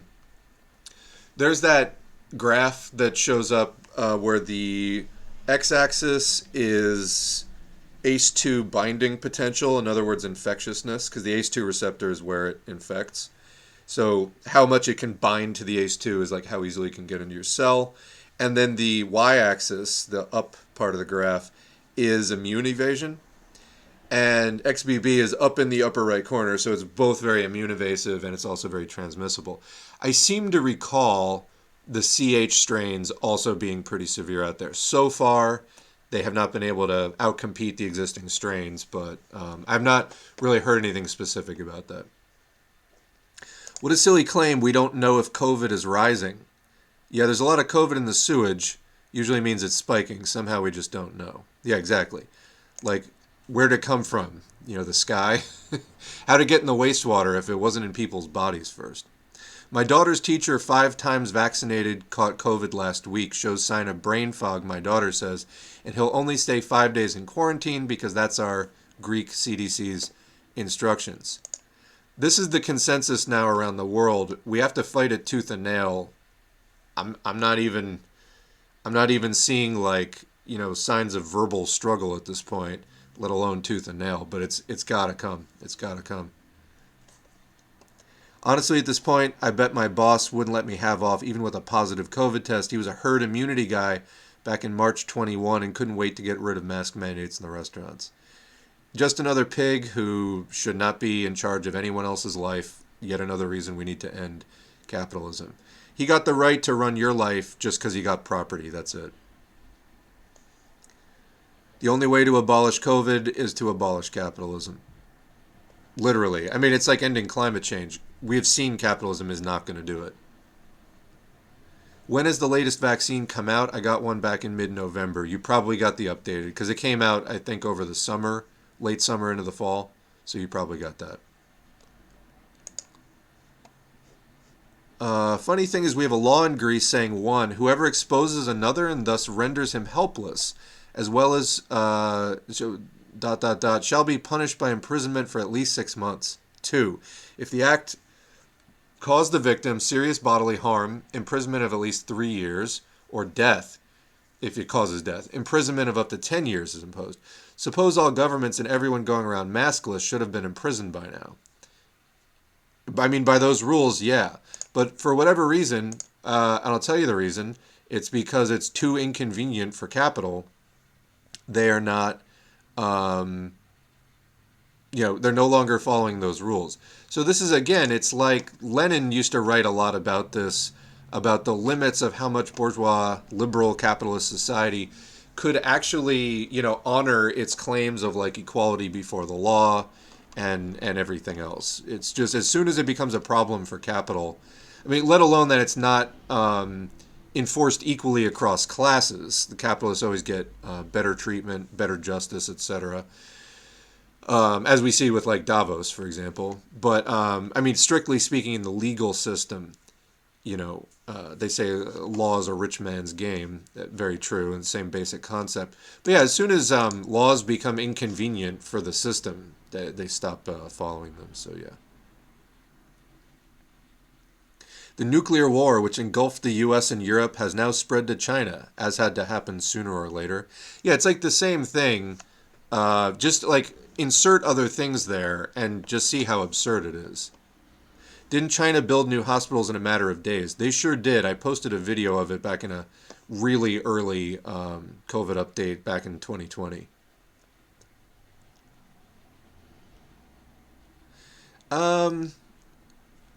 I had heard the DPRK was actually kind of getting Omicron kind of bad. So I don't know. But yeah, they held out. Vietnam did well as well, although they were scaling back in 2022 as well, as was China. I mean, they didn't just let it rip overnight. They were kind of scaling back in 2022, but this is obviously like they threw most of it away.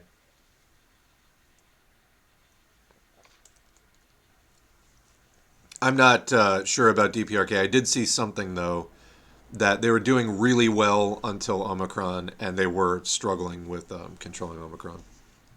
I don't know. They still tried, and that's like here that actually counts for something. Because, first of all, it helped. They didn't just throw their hands up and just be like, oh, well, everybody's got to get sick now. That's just an insane policy. So they at least didn't do that. I specifically remember memes using that as a scare tactic back when it started. Something to the effect of, look what they're unleashing on the world. They built a hospital in X days, or something about, or either that or something about poor quality Chinese engineering. Like, look, they built a whole hospital in 10 days. It's going to fall apart if you sneeze. Right. No matter what it is, it's always negative. They always give it a negative slant. As part of the new Cold War, distract from the failures of the U.S. and from capitalism generally. But yeah, I remember that too. And as we've said about the way that China got blamed for COVID, part of the thing there is there's some evidence that it was actually circulating in Spain and Italy back in November of 2019. But it might not have been as severe of a strain, so it wasn't causing a huge outbreak.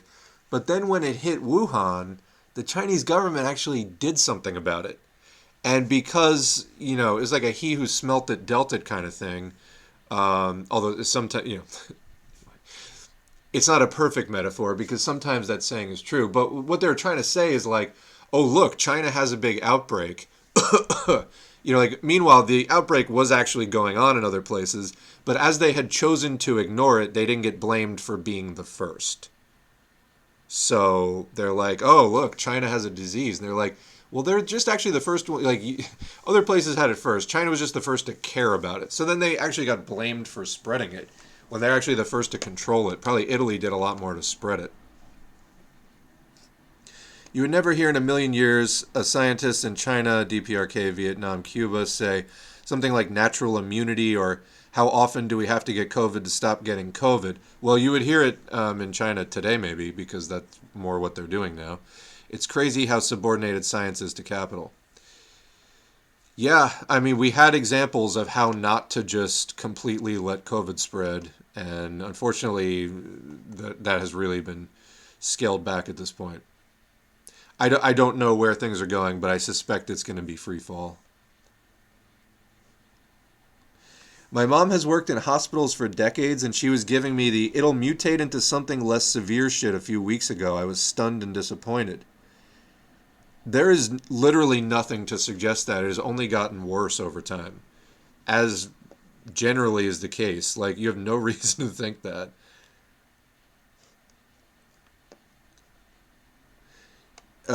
This is a perfect example of idealism and Engels changing the name of things. People think changing the name of things changes them essentially. They think they can just declare the pandemic an endemic and it will become so. I think they're just lying. I'm not sure they really believe that. I think that they're just trying to confuse people to like get them to work again. But maybe some of them believe it. I don't know. But yeah, it's magical thinking. But what if having your body subsumed by an antagonistic microorganism which multiplies through destroying your own body is a bad thing? Such genius, yes. Hyperactivation of T cells can lead to other autoimmune diseases like lupus. Yes, you don't want to fuck around with your immune system because the same way that your immune system can destroy pathogens, it can destroy your own tissue. If your immune system decides to target your own tissue, that's called autoimmunity.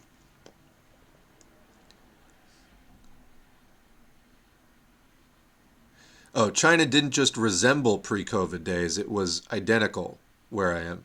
There were days last summer where I went the whole day not seeing a single person with a mask. I was literally the only one.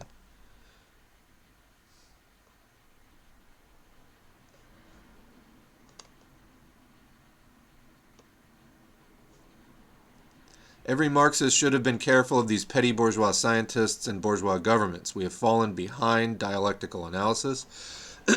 Fortunately not here, of course. Yes.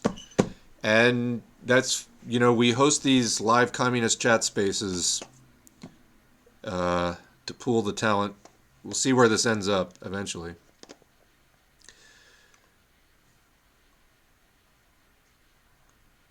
Well, so the thing about... here. I was talking about the Novavax and how it targets other things. So specifically, they're talking about the conserved epitopes. Let's read a little bit about conserved epitopes. It's like it's anyway. Without getting into this like super technical side of it, the Novavax says that it's targeting the parts of the COVID structure which have been shown to have changed the least. I think that's a good strategy. MMT is Keynesian economics. I mean, that was basically my understanding of it, yeah. I haven't really given it too much. I mean, whatever they're selling, I'm there and then some. So I just haven't really gone down that thing yet.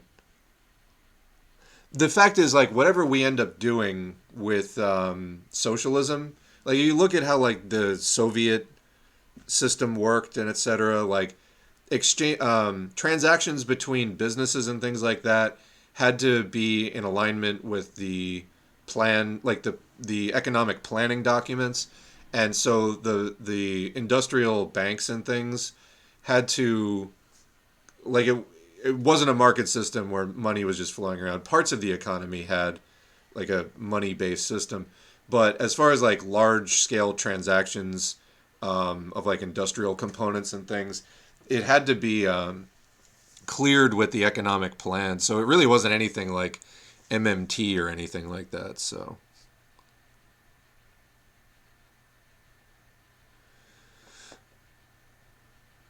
SMC, Green New Deal still have a majority position in DSA and are still pushing to stay within the Democratic Party, refusing to do party discipline on the squad, et cetera, et cetera.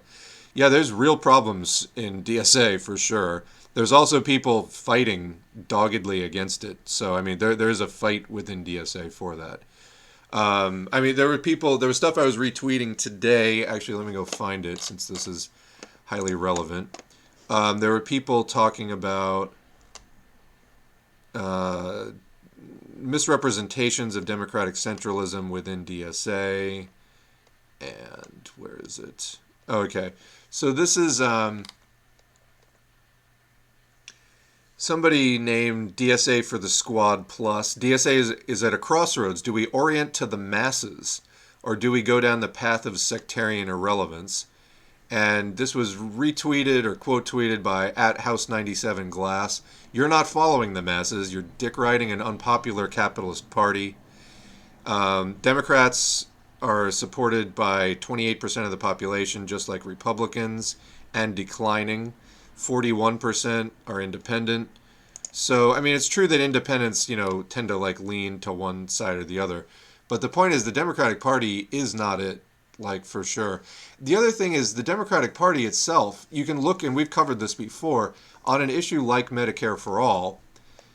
I think it's like only 8% of Democratic voters, people who consider themselves Democrats, oppose Medicare for All. Only 8%, single digits, oppose Medicare for All. So 92% are either neutral or supportive of Medicare for All, or like insanely, like vehemently supportive. And yet, how many of the politicians are actively working towards it? So the party does not represent its own base, let alone like the population. It's way to the right. Anyway, at House 97 Glass was talking a lot about this. At the 2019 DSA convention, the organization voted for the eventual independence of the DSA from the Democratic Party in 2021. We upheld that task. However, or need some punctuation here. In 2021, we upheld that task. However, our DSA electeds, an SMC GND bloc, and I forget what that stands for. I was thinking it was Green New Deal, but anyway, are working to undermine that commitment through bureaucratic maneuvering. They're trying to have political debates. At Lucas, Lukus 711 was writing, acting like internal DSA political debates should be private is legit how managers navigate dissent at the workplace. We want to be a mass organization, right? That involves dealing with our affairs, being known to the masses, and building a culture of open and fair discussion. So they're trying to have this, those who are favorable to the Democratic Party are trying to shut down the discussion and have it privately, which is the same thing, how they squash union campaigns or other things like that. They do a lot to squash union campaigns. But anyway, I replied to that first one saying the Democratic Party is a thoroughly capitalist-dominated space where proletarian-led ideological struggle is not possible. Choosing to align with this party is choosing irrelevance.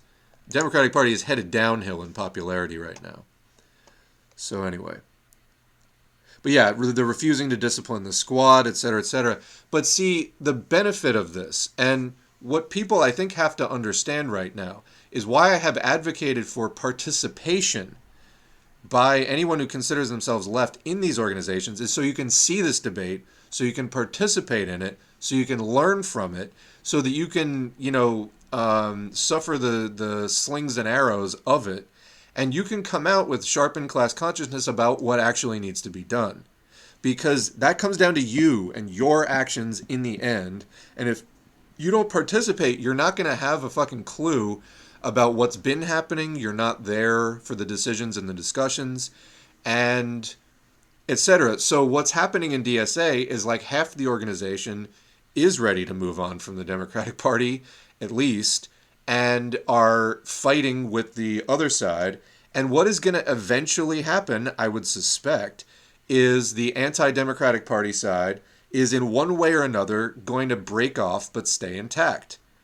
And then guess what? You will have a decent-sized, good organization. That's a good thing.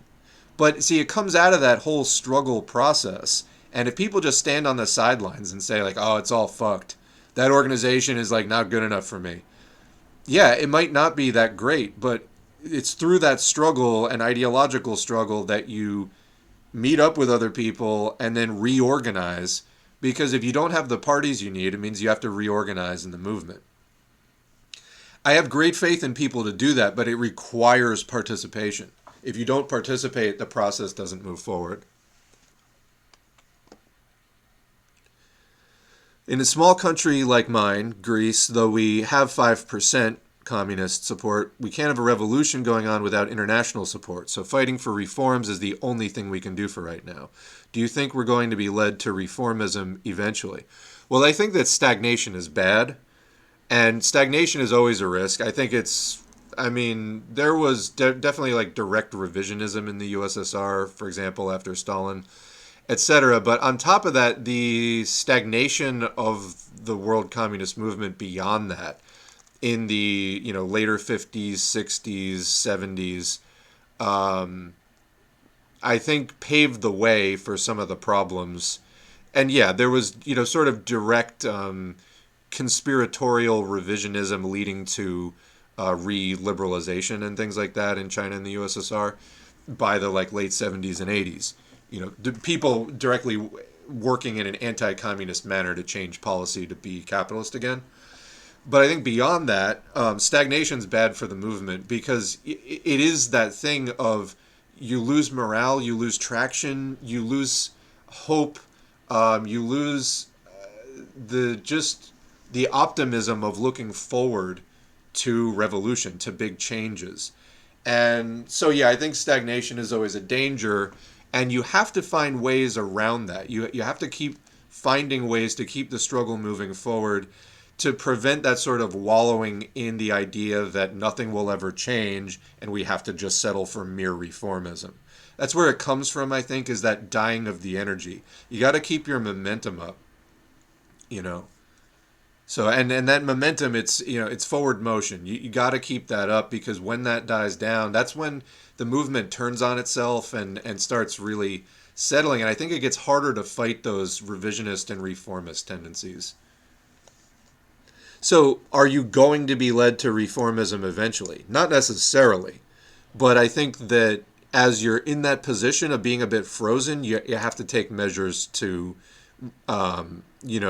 counteract the effects of that. And it's sort of like, if you're exercising actively as a person, you're staying in shape and you're looking forward to the next workout and you're seeing the improvements, and that's just where your head is at. If for some reason, sprain your ankle or something, like you can't go out and do it, you can get into a slump. And anyway, it's not a perfect metaphor, but I think you get what I'm trying to say. You could see easily, for example, why I'm calling for a return to the Bernie moment.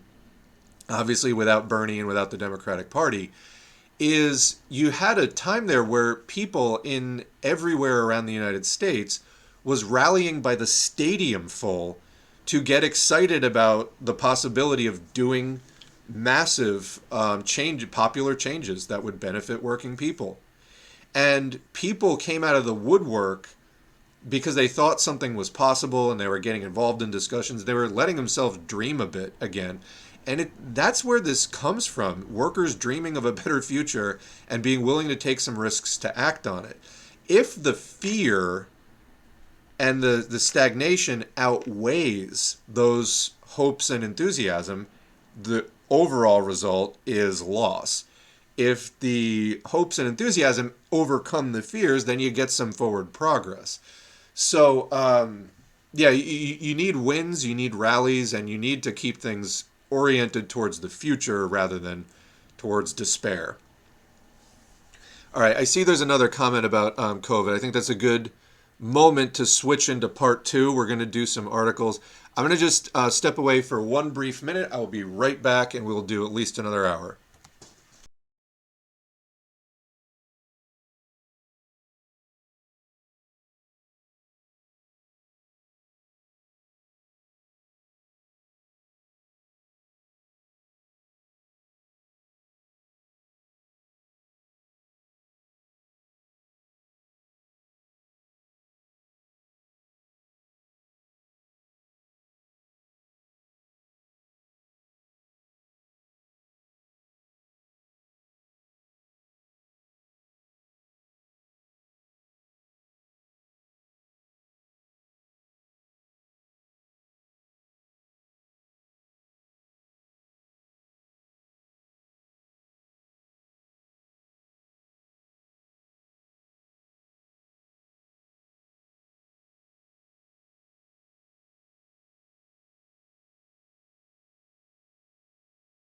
All right, I am back.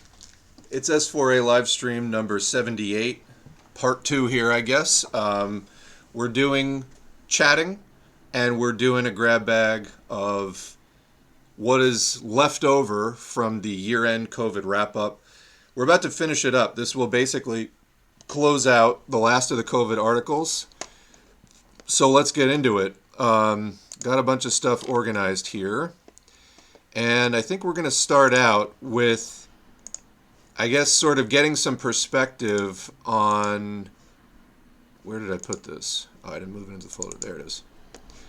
So I think this frames long COVID and the concern about it accurately. This is a story from Fortune from 2 weeks ago, January 5th. 90% of people with long COVID initially had mild symptoms, according to a study of 1.2 million people in over 20 countries, by Sarah Wulf Hanson in The Conversation. So we're going to read this one. It's short. But what does this mean? It means that the overwhelming majority of people who got long COVID, 9 out of 10 people who got long COVID, only had mild initial symptoms. So in other words, long COVID generally comes from mild acute cases. So you may have only had something that felt like the sniffles, or maybe like the flu. Guess what? That's where most long COVID comes from.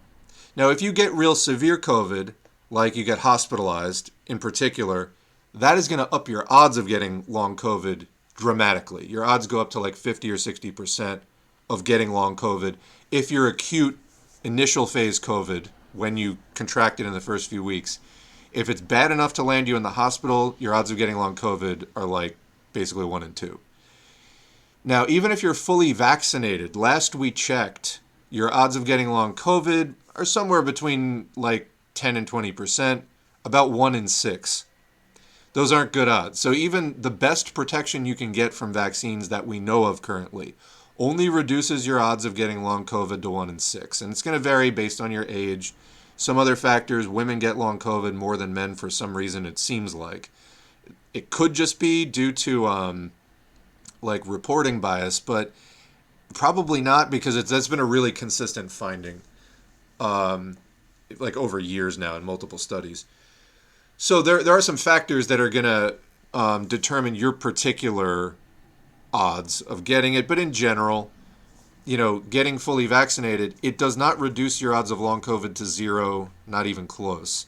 So you got to mask up, you got to not get infected. Really, the only way to totally be sure that you're not getting long COVID is to not get short COVID either, not get any COVID. But yeah, long COVID, 90% of the time comes from mild initial cases. Let's read. Even mild COVID-19 cases can have major and long-lasting effects on people's health. That is one of the key findings from our recent multi-country study on long COVID-19. Long COVID, also known as PACS, post-acute COVID sequelae, recently published in the Journal of the American Medical Association. Long COVID is defined as the continuation or development of symptoms 3 months after the initial infection from SARS coronavirus 2. The virus that causes COVID-19. The symptoms last for at least 2 months after onset with no other explanation. Okay, so everybody get that? If you're either still having symptoms or you get new symptoms not caused by anything else at 12 weeks out from infection, then that would be long COVID. We found that a staggering 90% of people living with long COVID initially experienced only mild illness with COVID-19. After developing long COVID, however, the typical person experienced symptoms including fatigue, shortness of breath, and cognitive problems such as brain fog, or a combination of these that affected daily functioning. And we've seen in other studies that people who get the neurological effects, like executive function impairment, that's like the ability to plan and follow through on goals and other things, maintain attention and focus, delay gratification, stuff like that. The majority of people who got those symptoms could not return to work or even do daily tasks. So it's bad, okay? It affects daily functioning, can severely impair. These symptoms had an impact on health as severe as the long-term effects of traumatic brain injury. So in other words, traumatic brain injury is well studied at this point, and we know what the long-term effects of having a traumatic brain injury are on people's ability to function, to go to school, to go to work, to have relationships, like do the things that they're doing in their life. The impacts of long COVID are as severe as traumatic brain injury. Our study also found that women have twice the risk of men and 4 times the risk of children for developing long COVID. We analyzed data from 54 studies reporting on over 1 million people from 22 countries who had experienced symptoms of COVID-19. We counted how many people with COVID-19 developed clusters of new long COVID symptoms and determined how their risk of developing the disease varied based on their particular age, sex, and whether they were hospitalized for COVID-19. Is what I was just talking about. We found that patients who were hospitalized for COVID-19 had a greater risk of developing long COVID and of having longer lasting symptoms compared with people who had not been hospitalized. However, because the vast majority of COVID-19 cases do not require hospitalization, many more cases overall of long COVID have arisen from milder cases despite their lower risk. So in other words, the milder case of COVID compared with a hospitalization has a lower risk of giving you COVID. The hospitalization gives you much higher risk of getting long COVID. But because there are many more mild cases than hospitalization cases, there's more long COVID coming from the mild. So that's overall the effect that we see is that. Among all people with long COVID, our study found that nearly 1 out of 7 was still experiencing these symptoms a year later, and researchers don't yet know how many of these cases may become chronic. Now, what I've read about this so far is that a lot of the cognitive effects seem to be indefinite. A lot of the other effects, if they're going to resolve at around a year, like 10 to 12 months, something like that. Some of them don't seem to resolve, though. Why it matters. Compared with COVID-19, in other words, the acute first month phase, relatively little is known, or I'd say at least understood. A lot is known about it, but little is really well understood about long COVID. Our systematic multi-country analysis of this condition delivered findings that illuminate the potentially steep human and economic costs of long COVID around the world. Many people who are living with the condition are working age adults. Being unable to work for many months could cause people to lose their income, their livelihoods, and their housing. We've read stories about that. People up in Canada, because they have medically assisted suicide, like euthanasia, are applying for MAID, as it's called up there, because they're just too poor to live. So it's like poverty-induced suicide, but it's because of long COVID. For parents or caregivers living with long COVID, the condition may make them unable to care for their loved ones. We think, based on the pervasiveness and severity of long COVID, that it's keeping people from working and therefore contributing to labor shortages. We've read stories about that, like a third of unfilled jobs were estimated to be due to long COVID.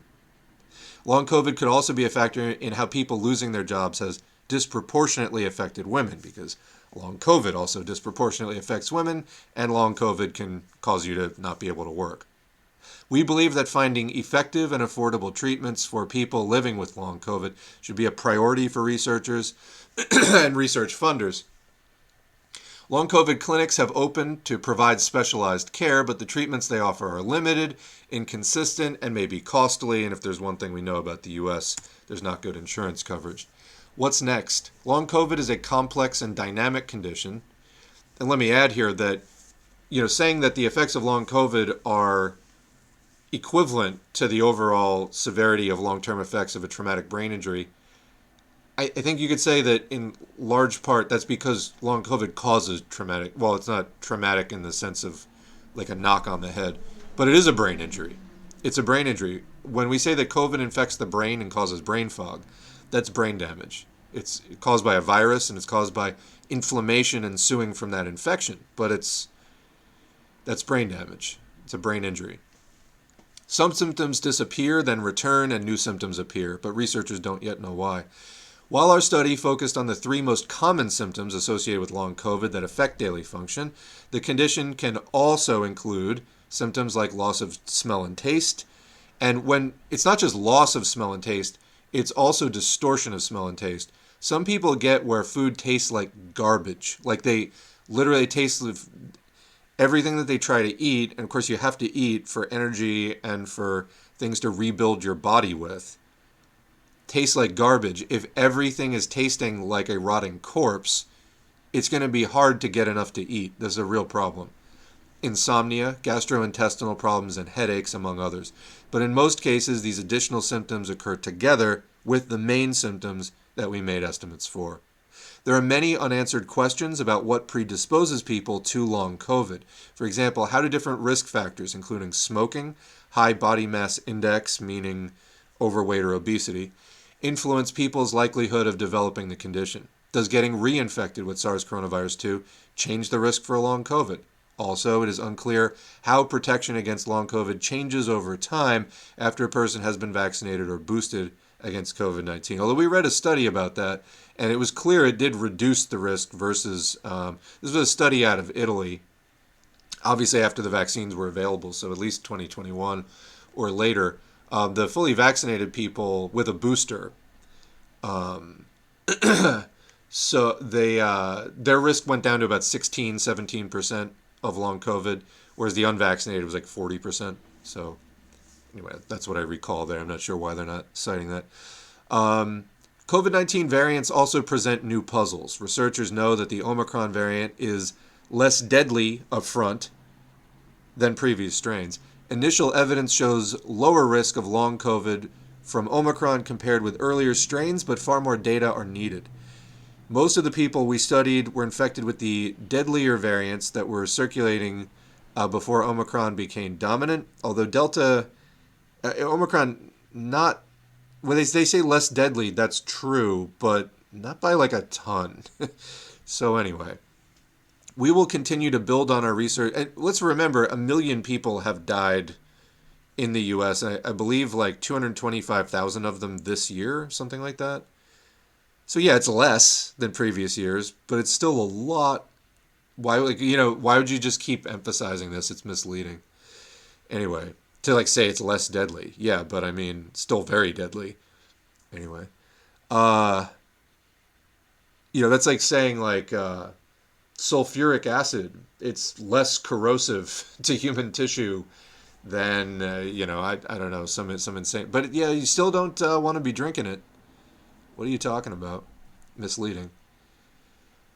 We will continue to build on our research on long COVID as part of the Global Burden of Disease study, which makes estimates of death and disability due to all diseases and injuries in every country in the world, in order to get a clearer picture of how COVID 19's long term toll shifted once Omicron arrived. All right. Didn't say a ton beyond that, but I think that main finding is rather important, actually. So let's move on to some specifics now. Here's one about the COVID heart. What do you get when? What do you get in your heart when COVID takes hold? Where did I put this? Heart. There we go. This is from JAMA, again, Journal of the AMA, March 2, 2022. So again, older article, but nothing's fundamentally changed. The COVID heart. 1 year after SARS coronavirus 2 infection, patients have an array of increased cardiovascular risks. This is by Jennifer Abbasi. An analysis of data from nearly 154,000 U.S. veterans with SARS coronavirus 2 infection provides a grim preliminary answer to the question, what are COVID-19's long-term cardiovascular outcomes? So cardio is the heart, vascular is your blood vessels. So the study, published in Nature Medicine by researchers at the Veterans Affairs VA St. Louis healthcare system, found that in the year after recovering from the illness's acute phase, patients had increased risks of an array of cardiovascular problems, including abnormal heart rhythms, arrhythmias, heart muscle inflammation, it's the myocarditis, pericarditis, blood clots, strokes, myocardial infarction, and heart failure. What's more, the heightened risks were evident even among those who weren't hospitalized with acute COVID-19. So in other words, even if you get,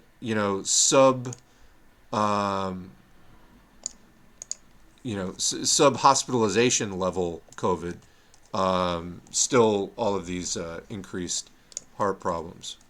Where did this go? I just found it and then I lost it again. I named it heart. Where did it go?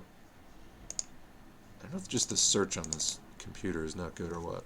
There it is. It's right there. I don't know why the text search isn't turning it up, but there we go.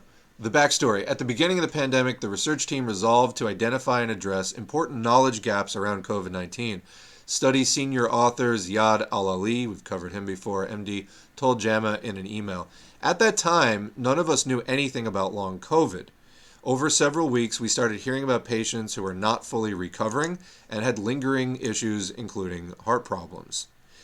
These patients, who called themselves long haulers, inspired the team to study long COVID, also known as post-COVID conditions. In a report published in Nature last April, the researchers demonstrated that people with long COVID can have sequelae or consequences in several organ systems, including cardiovascular disorders. With the current study, they set out to gain a deeper understanding of COVID-19's long-term cardiovascular consequences. The design. So they talk about how they did it. They took 153,000, almost 154,000 patients who used Veterans Health Administration services in 2019 and had a positive COVID SARS coronavirus 2 test result between March 1st, 2020 and January 15, 2021. Then they did a control group of 5.6 million patients, same time period, but didn't have evidence of a SARS coronavirus 2 infection, and then almost 6 million pre-pandemic patients.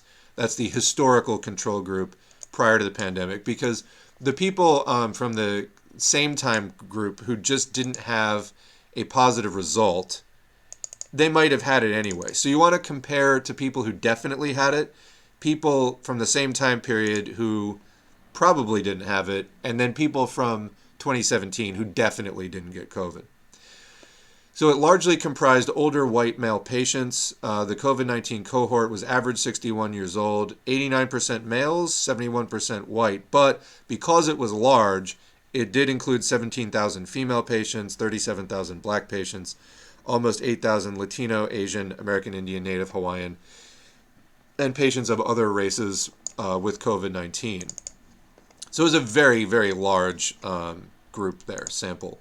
What we've learned, patients with COVID-19 were at an increased risk of a broad range of cardiovascular disorders, including cerebrovascular disorders, dysrhythmias, ischemic and non-ischemic heart disease, pericarditis, myocarditis, heart failure, and thromboembolic disease, that is, clotting. Like clotting pathologically, developing a clot in a deep vein somewhere, and then an embolism is where that clot dislodges and then floats through your blood vessels and can lodge somewhere else, potentially fatally blocking vital blood flow. So at the 12-month mark after infection, compared with the contemporary or same-time control group, for every 1,000 people, COVID-19 was associated with an extra 45.29 incidents of any pre-specified cardiovascular outcome, 23.48 incidents of major adverse cardiovascular events, including myocardial infarction, stroke, and all-cause mortality, 19.86 incidents of dysrhythmias, including 10.74 incidents of atrial fibrillation, 12.72 incidents of other cardiovascular disorders, including 11.61 incidents of heart failure and 3.56 incidents of non-ischemic cardiomyopathy. About 10 incidents of thromboembolic disorders, including 5.47 incidents of pulmonary embolism, that's a life-threatening condition, and 4.18 incidents of deep vein thrombosis. So this is out of 1,000, not 100, so shift the decimal place. So it's 4.5 per 100 incidents of any pre-specified cardiovascular outcome. These are pretty significant numbers, especially when you start multiplying them by like millions of people.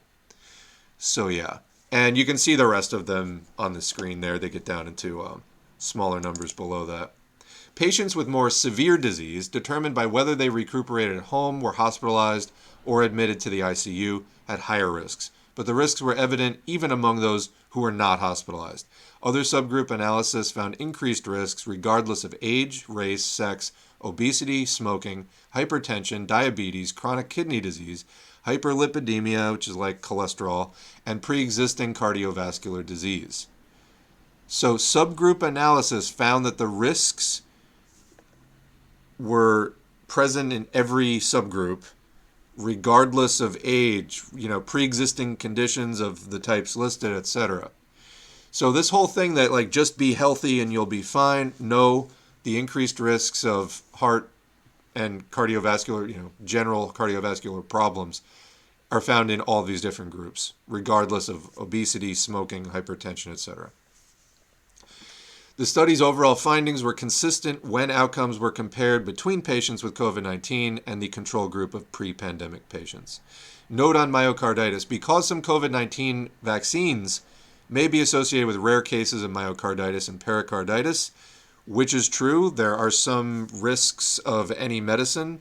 The risk of the virus is still much worse. Your risk of getting myocarditis from COVID itself, much higher than your risk of getting it from the vaccine. We've covered that before. The authors conducted analyses to remove the statistical effect of vaccination. The increased risk of myocarditis and pericarditis remained among people who were not vaccinated and was evident regardless of vaccination status. So exactly what I just said there.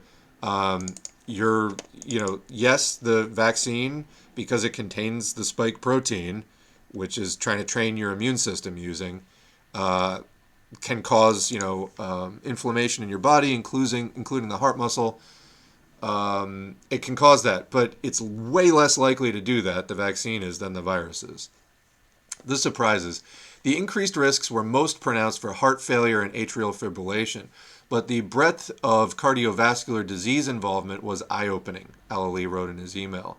They were surprised to see elevated risks for people who are not hospitalized for COVID-19 during the acute phase, the segment that represents the majority of people. The majority of people were not hospitalized for COVID during their initial infection. However, the study did not analyze symptomatic versus asymptomatic infections, a potential area for further research. One thing we have found, and this isn't specific to the heart, but we've covered this elsewhere, is that while hospitalization increases your risks of long COVID, mild versus moderate non-hospitalized does not. It's basically all the same. So you can have asymptomatic COVID, and it seems like your odds of getting long COVID versus a moderate but non-hospitalized case are about the same. Also said that the subgroup analyses rendered surprising results. So subgroup is just breaking down that overall group into some other demographic or characteristic. He went into the project thinking that the health issues would be evident among people with high risk of cardiovascular disease, quote, but the data showed that COVID-19 may be an equal opportunity offender. The risks were evident in young people and old people, in black people and white people, in males and females, in people who smoke and people who don't, people who have diabetes and without diabetes. It really did not spare any subgroup. It's possible that for some individuals, cardiovascular risks such as obesity and chronic kidney disease and preclinical cardiovascular disease increased the risk of acquiring the COVID infection in the first place and led to worse cardiovascular outcomes after. However, the increased risk across the board in all subgroups, quote, likely suggests that infection with SARS coronavirus 2 is also leading to de novo or new cardiovascular disease. The clinical takeaway. So if you're a clinician, you're treating patients, what should you think about? Physicians should consider a history of COVID-19 as a cardiovascular disease risk and the risk of many other kinds of diseases as well. Quote, we think it is important to pay close attention to people with COVID-19 and identify early signs or symptoms of heart disease, Alali wrote. He emphasized that early identification, diagnosis, and treatment will be key to lessening the risk of further downstream adverse health consequences. So anybody who's had COVID-19, and especially you've had it more than once, they didn't say that in this study, but we've learned that from subsequent studies on reinfection. If you've had COVID-19, great, you're now at heightened risk of heart disease of many different types. And this is the last page, recognizing the COVID heart. So new concept, the COVID heart, the heart that has been exposed to the COVID-19 SARS coronavirus 2 virus.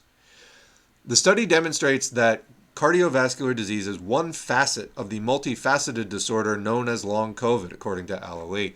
He emphasized that long COVID is not only fatigue or brain fog, but rather the constellation of symptoms and organ dysfunction that result from COVID-19 and persist or arise anew during the post-acute phase of the disease.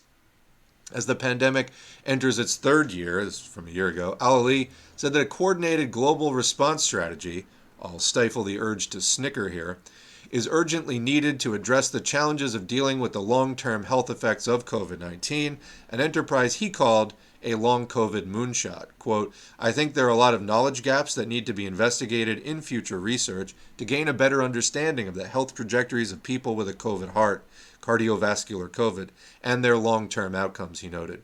How best to identify, diagnose, and treat these patients is a critical area of future research.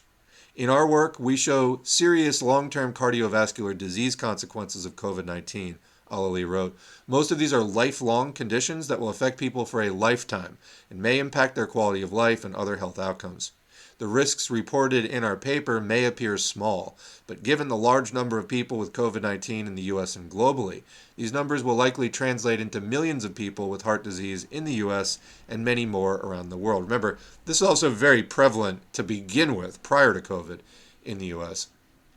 We need to realize this now and make sure we're prepared and ready to address the needs of these patients. So, a bit about the COVID heart. Now, moving from the heart into the clotting situation, it's a good segue. Very short piece here. This is from Contagion Live. Risk of blood clots remains for nearly a year after COVID-19 infection. So what I'm saying, it seems like it's the year time frame is pretty common for the things that do resolve, although not everything resolves. It's by Nina Cosdon.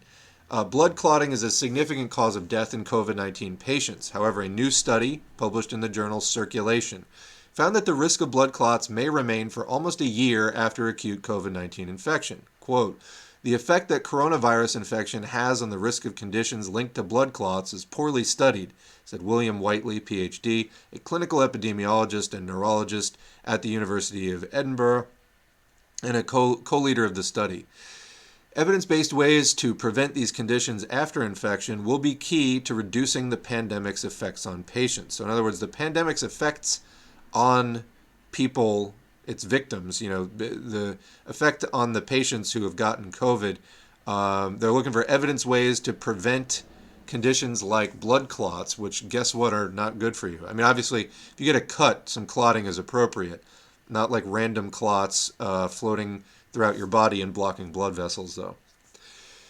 The research team included investigators from the universities of Bristol, Cambridge, Edinburgh, and Swansea. They studied the populations of England and Wales to compare the risk of blood clots after COVID-19 infection to the risk of blood clots for non-COVID related reasons. From January 1st to December 7, 2020, the investigators studied vascular diseases after COVID-19 diagnosis. They utilized population-wide, anonymized English and Welsh electronic records for their analysis. So a lot of skeptics will be like, where'd they get the health records? This is actually common in public health to get databases full of health records, but they're anonymized. They have all the personal information removed. So that's how they do these studies. A total of 48 million unvaccinated adults, because this was 2020, were included in the analysis. The investigators found that in the first week after COVID-19 diagnosis, people were 21 more times more likely to have a heart attack or stroke. So that's the acute phase. After 4 weeks, COVID-19 patients were 3.9 times more likely to have a heart attack or stroke. These conditions were primarily caused by blood clots blocking arteries. Conditions caused by blood clots in the veins, including deep vein thrombosis and pulmonary embolism, are potentially fatal. Blood clots in the veins were 33 times more likely in the first week after COVID-19 diagnosis. After 4 weeks, the risk dropped to 8 times higher. The elevated risk of blood clots after acute COVID-19 remained for the duration of the study. By weeks 26 to 49, the higher risk of blood clots decreased to 1.3 times more likely for artery clots and 1.8 times more likely for vein clots.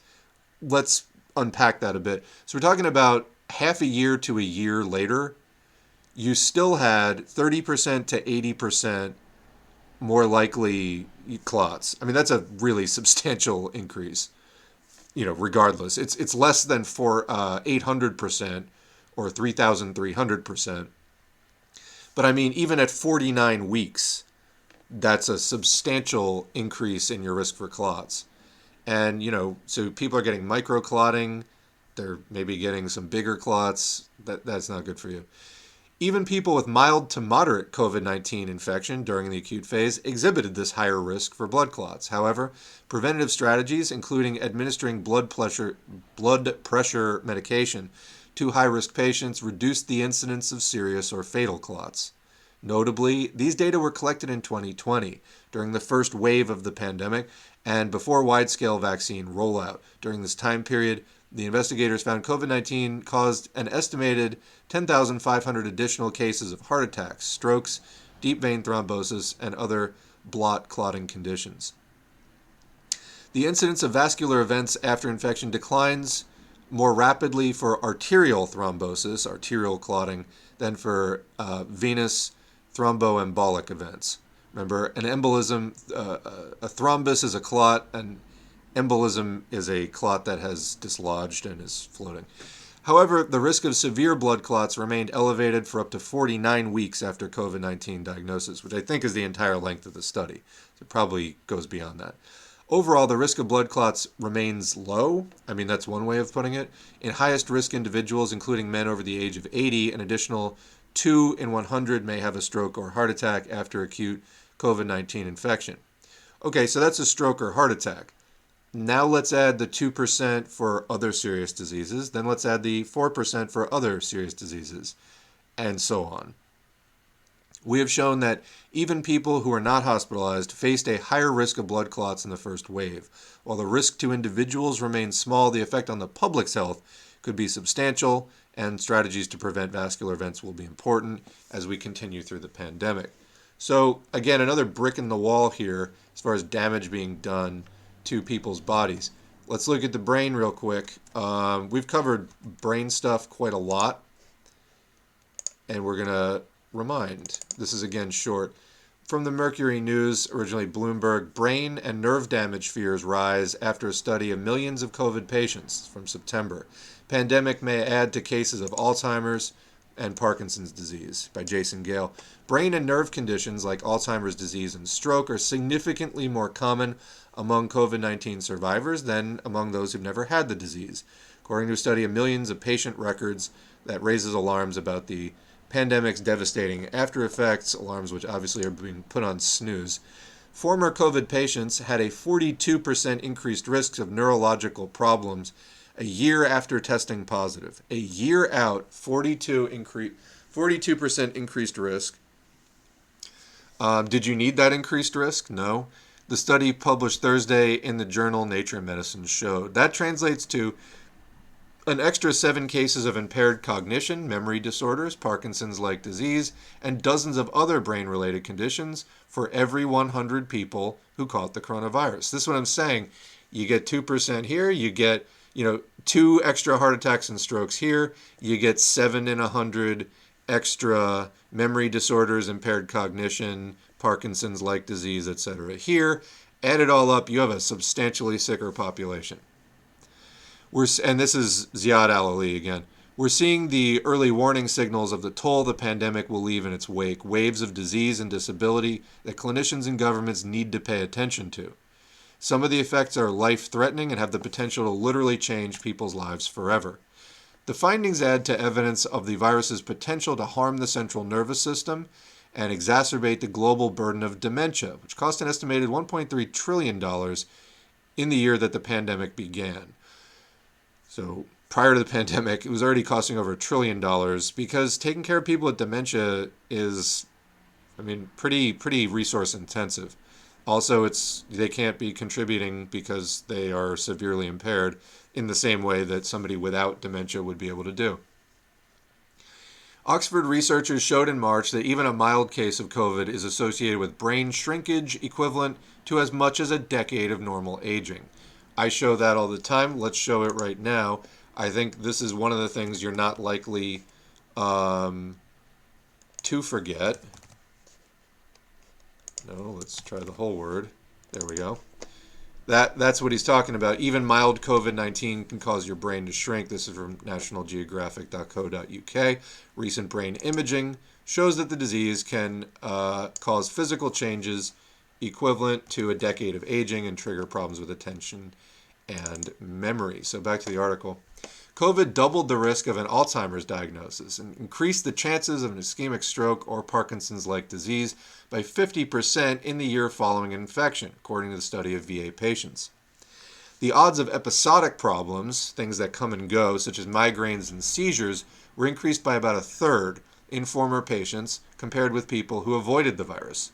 The study compared the risk of neurologic complications in 154,000 patients with those. So this is the study we're talking about.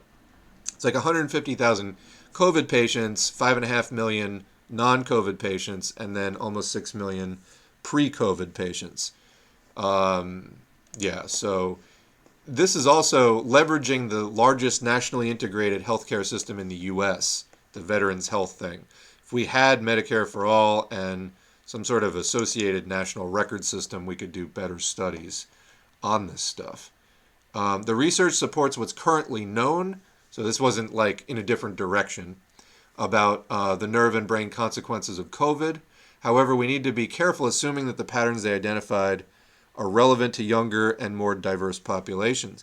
Actually, the precautionary principle would suggest quite the opposite. We should assume that they're the same, maybe even worse, in younger people, and then find out.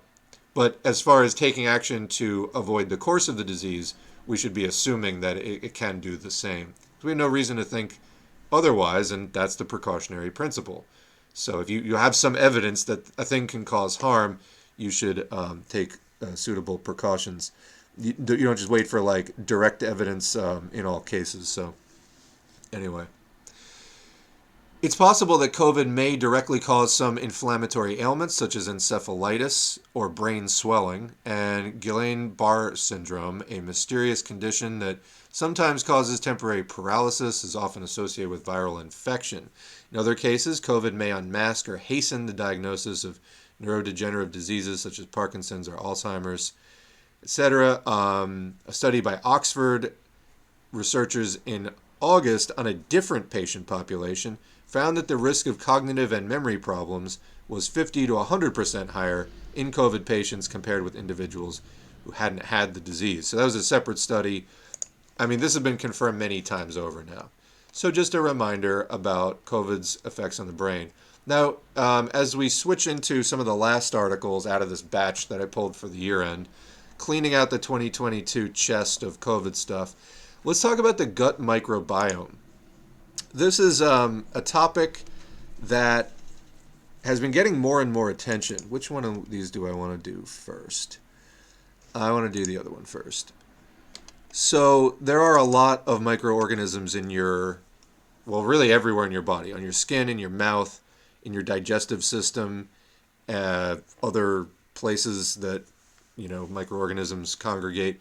You have more non-human cells in your body than you do human cells. I saw somebody saying my pronouns are they, them, not because I'm non-binary, but out of respect for the fact that I am a colony of multiple organisms.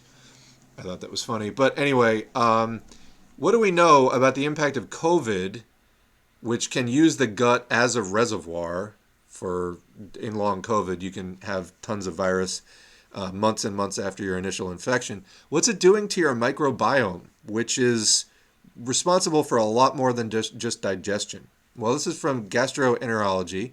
Human gut microbiota and its metabolites, because they're constantly metabolizing things that you put in your body, impact immune responses in COVID-19 and its complications, published September 22. So let's read the first part of the article. Background and aims. We investigate interrelationships between gut microbes, metabolites, and cytokines. Cytokines are things released by your immune system. They can trigger inflammation and other responses to healing and disease processes. They characterize COVID-19 and its complications. We validate the results with a follow-up. The Japanese 4D microbiome, disease, drug, diet, daily life, and non-Japanese datasets. So what did they do? Methods. We performed shotgun metagenomic sequencing and metabolomics.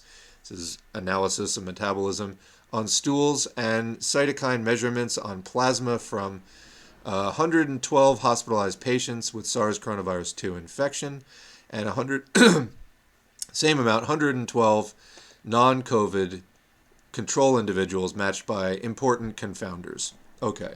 So they did 112 infected people, 112 controls. They analyzed their stool. Obviously, you can detect things in the stool related to the gut microbiome. That's where it just recently visited. And cytokine measurements from plasma. So it's a blood component. All right, so that's what they were looking at, parts of the blood and the stool. What they find? Multiple correlations were found between COVID-19 related microbes. In other words, oral microbes and short-chain fatty acid producers, and gut metabolites, e.g. branch-chain and aromatic amino acids, short-chain fatty acids, carbohydrates, neurotransmitters, and vitamin B6. Both were also linked to inflammatory cytokine dynamics, like interferon gamma and other interleukin, other cytokines. Such interrelationships were detected highly in severe disease and pneumonia, moderately in the high D-dimer level,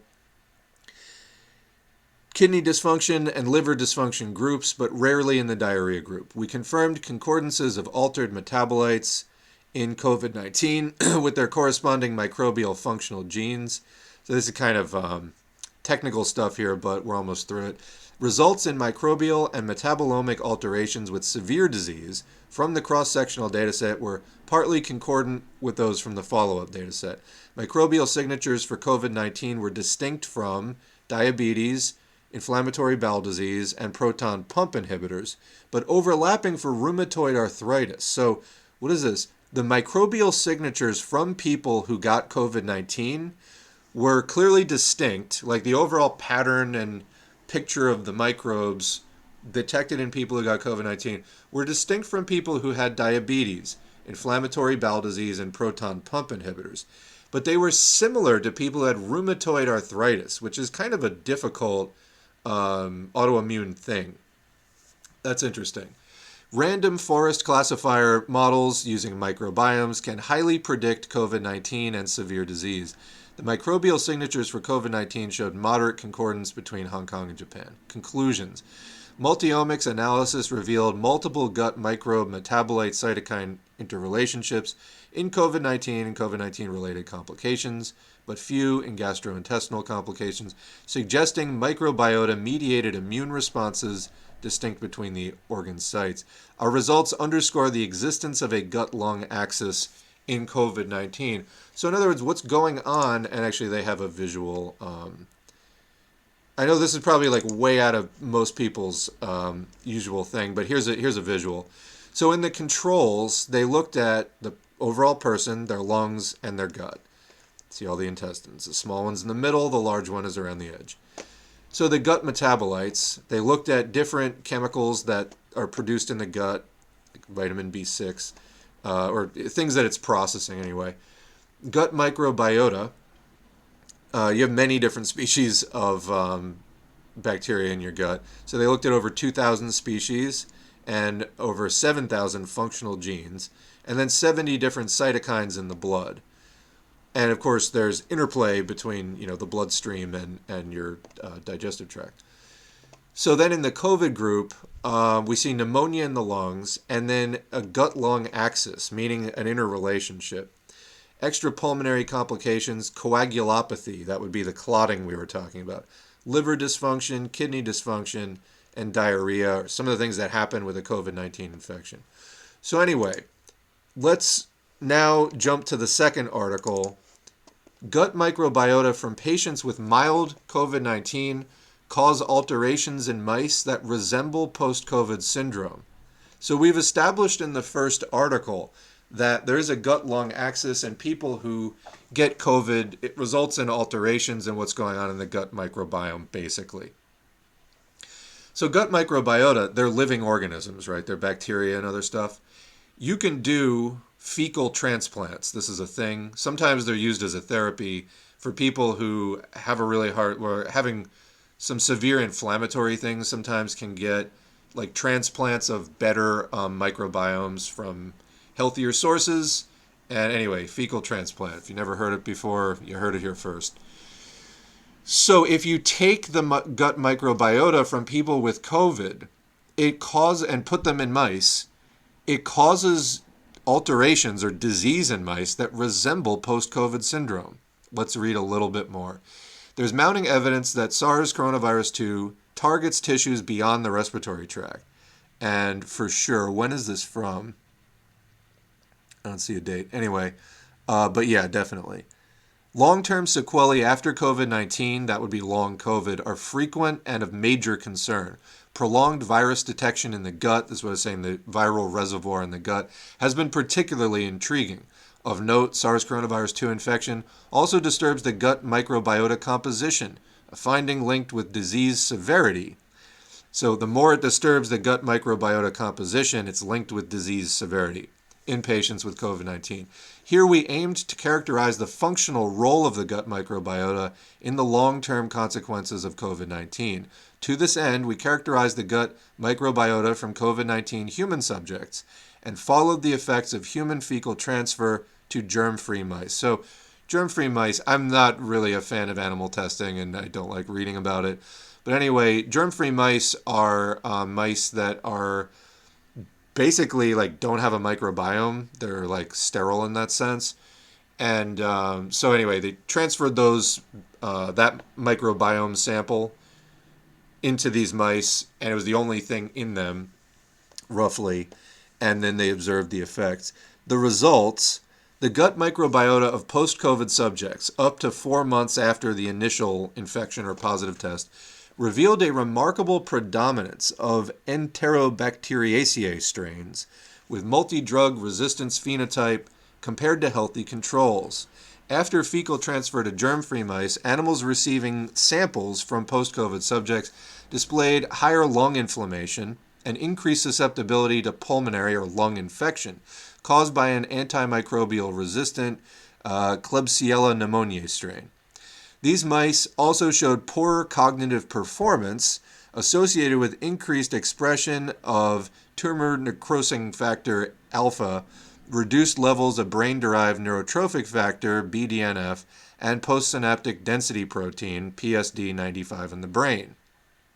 So, wow, already we gave they're saying these researchers gave the gut microbiota from a COVID-infected person to these mice. What happened? They were more susceptible to getting a pneumonia infection, and their IQ dropped. They showed poorer cognitive performance. And this is from the gut microbiome. So what are we getting out of this? If you have a COVID infection, take probiotics. Look for a serious product. There's things that you can get online, and not necessarily the over-the-counter stuff isn't always that great. But at a minimum, I mean, if you can't get stuff like that, eat lots of yogurt. Like, if you learn how to make fermented foods at home, do that.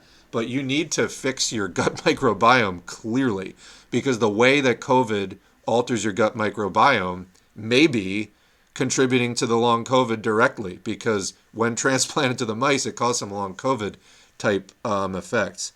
These alterations were observed in the absence of the virus, SARS coronavirus 2, suggesting that alterations in the gut microbiota caused them. Consistent with this hypothesis, brain dysfunctions induced in a mouse model of coronavirus infection were partially prevented by modulation of the microbiota via treatment with the commensal probiotic bacteria, Bifidobacterium longum. It's a very common probiotic bacterium. You can get acidophilus bacteria. The acidophilus and the bifidobacteria are like the most common. Some other products will give you some other strains. I mean, you can improve your microbiome by digging in the dirt, doing some gardening, stuff like that, eating fermented foods, like I said. I mean, we eat very, very sterile foods today. That's a good thing because it reduces like food poisoning and things. It also means that our microbiome is like way, way, way less diverse than it used to be in the past. And as you can see, this can have really, really deep consequences on your body's functioning. So this article goes on. I think there's just one other thing I wanted to share. Conclusions. Our results show prolonged impact of SARS coronavirus 2 infection in the gut microbiota that persists even after the individuals have cleared the virus itself. Increased Enterobacteriaceae with antimicrobial resistance phenotype were of particular concern. Why? These are not good for you. Moreover, microbiota transfer from post-COVID subjects induced loss of brain cognitive functions and impaired lung defense in mice. Altogether, our work emphasizes the importance of microbiota as a target for therapies to help treat post-COVID sequelae. So there you go. After COVID, definitely replenish your gut microflora. Very important. Fermented foods. You can get like yogurt culture, make some at home yourself. You got to do it carefully so it doesn't like rot on you, but so yeah, do it carefully. All right, couple more things before I go back to the chat and we finish up for today. I may still have like an article or two left, but we really cleared out like 90% of it here, so I'm happy about that. Just wanted to show a few things that we may not read all the way through, but I'll put the links to it. This is from the Daily Beast. Dreaded side effect rears its ugly head in latest COVID variant. This is from September. Scientists agree that we are not doing enough to address a silent COVID crisis that appears to be spiraling out of control. So they say that the rates of death and hospitalization from COVID keep dropping, but Our successful mitigation of the worst outcomes belie a growing crisis. More and more people are surviving COVID and staying out of the hospital, but more and more people are also living with long-term symptoms of COVID. Fatigue, heart problems, stomach problems, lung problems, confusion. Hey, we were just talking about all of that. Maybe not the stomach problems directly. Well, we're talking about anyway. Symptoms that can last for months or even a year or more after the infection clears. As many as 21% of Americans who caught the SARS coronavirus this summer ended up suffering from long COVID starting 4 weeks after infection, according to a new study from City University of New York. That's up from 19% in figures that the U.S. Centers for Disease reported in June. Compare those numbers to the recent rates of death and hospitalization from COVID in the U.S., 3% and 0.3% respectively. So the death rate, 3%, hospitalization rate, 0.3%. Long COVID is by far the likeliest serious outcome from any novel coronavirus infection, and possibly getting likelier. So this really brings us full circle to the original thing about the 90%. 90% of long COVID is caused by mild to moderate, non-hospitalized acute infections. You could almost say that the hospitalization and death is not the key feature of the disease. Just like when you, if you're unfortunate enough to get HIV and obviously take appropriate steps, have safe sex, don't share needles, etc. HIV is really devastating. But when you get that, up front you get a flu-like reaction because that's just common when a virus enters your body. But that's obviously not the main threat from it. Even if HIV did cause, some amount of death and hospitalization up front during the acute initial phase of the infection, that's not the main problem. Most people die of the destruction of the immune system, and then many low-grade infections that people with a healthy immune system would be able to ward off years down the line. So that's really how we should be thinking about COVID, is not in terms of what happens during the acute phase, but by the roughly 15 to 20% of people who get it. 15 to 20% of people, at least right now, don't die during the acute phase. That's not the main problem.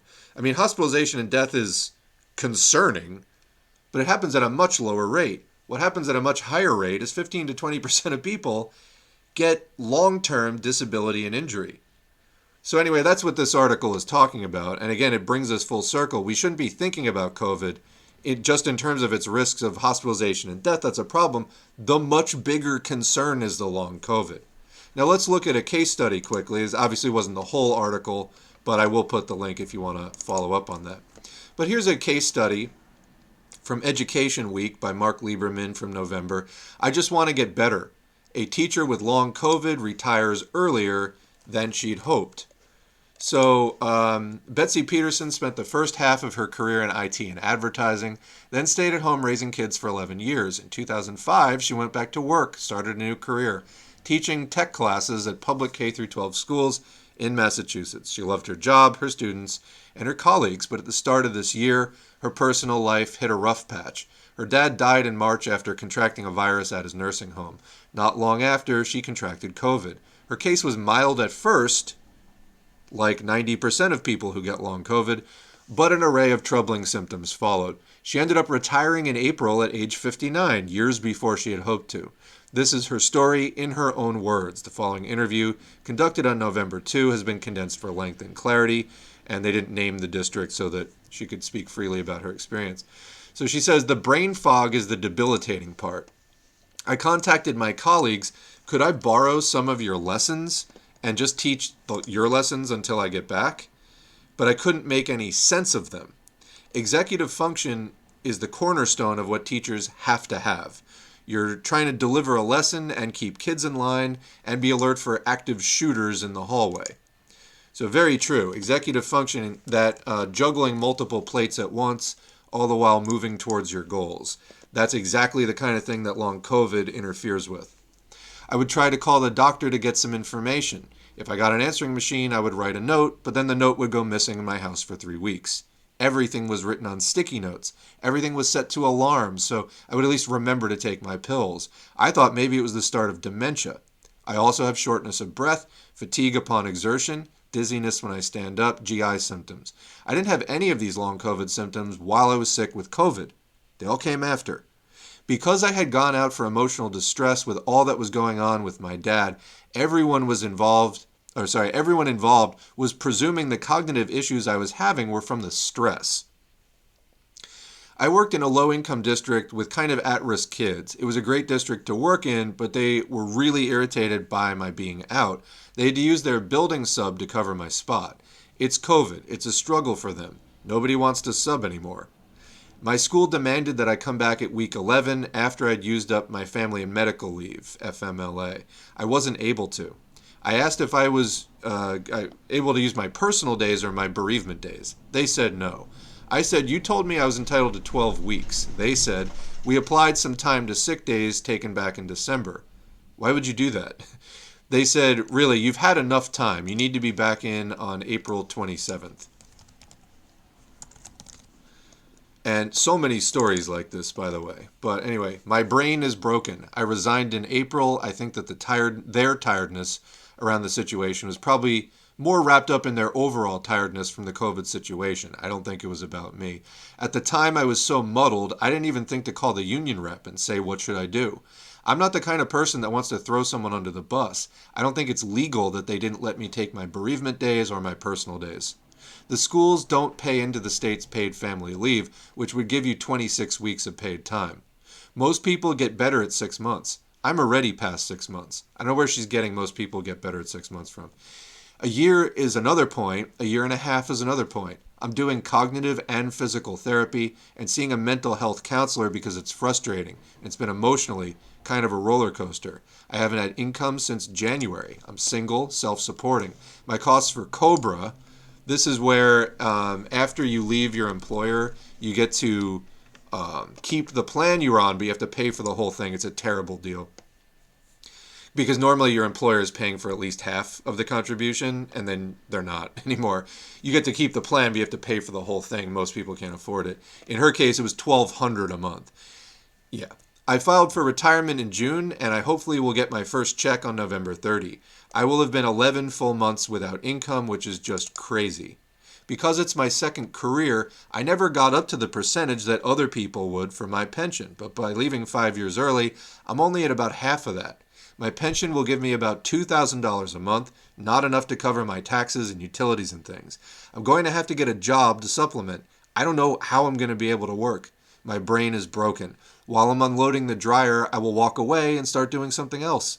I noticed today while I was doing the dishes, I pulled a dish out of the sink to wash it, and then I set it down to pick up a different one and wash it. It takes me about 7 tries to get out of the house. I forget my keys, I forget my wallet, my phone, my purse. I'm just a mess. In Massachusetts, we don't pay into Social Security, so I don't qualify for federal disability, even though long COVID is a disability under the ADA.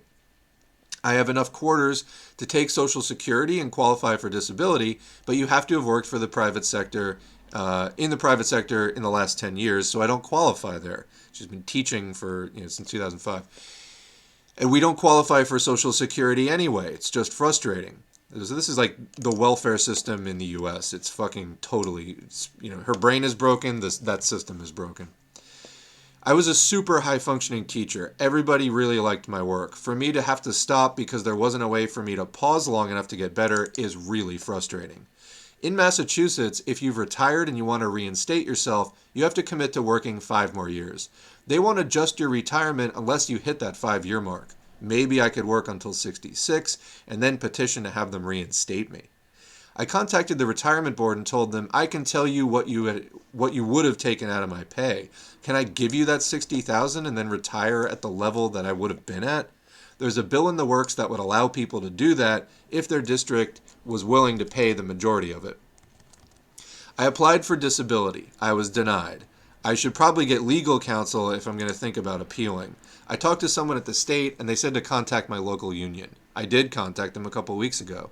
They said they don't actually have experience with this or don't know anyone else in the district who's had long COVID. Yeah, they do. They just don't know anybody who's been talking about it. But anyway, their plates are full. I hadn't anticipated. Oh, and I feel like the union will be as supportive as they can, but they're also teachers trying to teach children who've been affected by learning losses in COVID and all of that. They're busy. I hadn't anticipated being retired this fall. I took some time and went out west in September, which kind of cushioned a little bit the idea that I wasn't back to school. I kept having dreams about the kids. They would ask, "Where are you?" Mrs. Peterson. That's devastatingly sad, actually. I felt very alone and unsupported in the winter and spring. Whether my appeal has any merit with the disability people or whether there's any money coming from anywhere, that's kind of a secondary thing. I just want to get better. Are you an educator with a long COVID story to share? Contact M. Lieberman at educationweek.org. Please do. I know a lot of people who have long COVID listen to these streams. Do. Speaking of when I said, yes, you do know people who have long COVID, there's this story from the Independent UK. Majority of people with long COVID report experiencing some form of stigma. Yeah, we live in a highly, highly ableist society, so no doubt there. This is by Ben Mitchell. Long COVID is kind of, for whatever reason, well documented, and there's a lot of activists in the UK about it. An estimated 2.1 million people are living with long COVID in the UK. So this is an article here, and it talks about the stigma attached to long COVID harming people living with long COVID, and it's likely to leave a devastating mark on our society and health service provision. So we'll just take a few highlights from this one as I want to get on to a longer one and then close up. The participants were asked if they had experienced enacted stigma, where they have been directly treated unfairly because of their condition. They were also asked if they had experienced internalized stigma, where they felt embarrassed or ashamed, or anticipated stigma, where their expectation is that they would be treated poorly because of their condition. Dr. Marija Pantelik, lecturer in public health, said the stigma attached to long COVID is harming people living with long COVID and is likely to leave a devastating mark on our society and health service provision. We know from decades of research with other long-term conditions such as asthma, depression, and HIV that stigma has dire consequences for public health. Fear of stigma is also likely to drive people away from health services and other support, which over time has detrimental consequences on people's physical and mental health. In the study, nearly two-thirds, 63% of people reported experiences of stigma, such as being treated with less respect, or people they care about stopping contact with them due to their health condition. Some 91% expected to experience stigma and discrimination. People realize how discriminatory these societies are. This is the UK, but obviously this would apply to the US as well. For example, they thought many people did not consider long COVID to be a real illness, or they anticipated judgment. Slightly fewer, 5%, 86% of respondents felt a, quote, profound sense of shame related to having long COVID. They were embarrassed about their illness and felt, quote, very different from people without the condition. Some 61% of people said that they were very careful who they tell about their condition, with around one-third of respondents regretting telling people about it. Overall, the prevalence of experiencing stigma was higher in those who reported having a clinical diagnosis of long COVID compared to those without or who were unsure. That's interesting. People who actually got a diagnosis were actually experienced more stigma. Nisreen Alwan, professor of public health at University of Southampton, said, "We were surprised to find that people with I was surprised too. That's what I just said. We're not sure why this is. Perhaps they're more likely to share their health status with others, or perhaps they have engaged with more health services." Claire Hasty from the charity Long COVID Support said, "Sadly, we see the results of stigma all too often among members of our support group. In addition to the significant health burden of long COVID, the stigma and discrimination associated with the condition can lead to relationship breakdowns and problems at work. These can cause immense additional distress, which itself can compromise healing." Once stress starts going, it triggers biochemical processes in your body. It's important. Stress can have a really deleterious effect on health. It is vital that people with the condition are believed and supported in order to help their chances of recovery. Again, we live in hate-filled, ableist societies, and people are always looking, everybody's stressed and everybody's looking for a way to get ahead. step on somebody else. And, these kind of bigotries and stigmas are all over the place. So that. Two last things I want to highlight. One, not to read so much, but just to kind of make a point. We talked before about the dollar value of the global burden of dementia. Whether it's people not being able to work because they have dementia, or the cost of taking care of them, or whatever. Here's an article from CNBC, Greg Iacurci. Long COVID may be the next public health disaster, with a $3.7 trillion economic impact rivaling the Great Recessions, from November 30. Key points. Long COVID is a chronic illness resulting from a COVID-19 infection. It goes by many names, including long-haul COVID, post-COVID, or post-acute COVID syndrome. Not much is yet known about the illness, true and untrue. But look at how many studies we've just read on this channel. Its symptoms number in the hundreds and can be debilitating, although there are some that are very, very common, like the brain fog, muscle pain, fatigue, and other things that are common in almost all people who get it. These can be challenging to diagnose for doctors even willing to do so. Long COVID has effect, and it was only recently that we got a diagnostic code for long COVID. So, I mean, there's a real lag here. Long COVID has affected as many as 23 million Americans. It may cost the U.S. economy $3.7 trillion, roughly that of the Great Recession. That was the 2008 global economic meltdown, according to one estimate.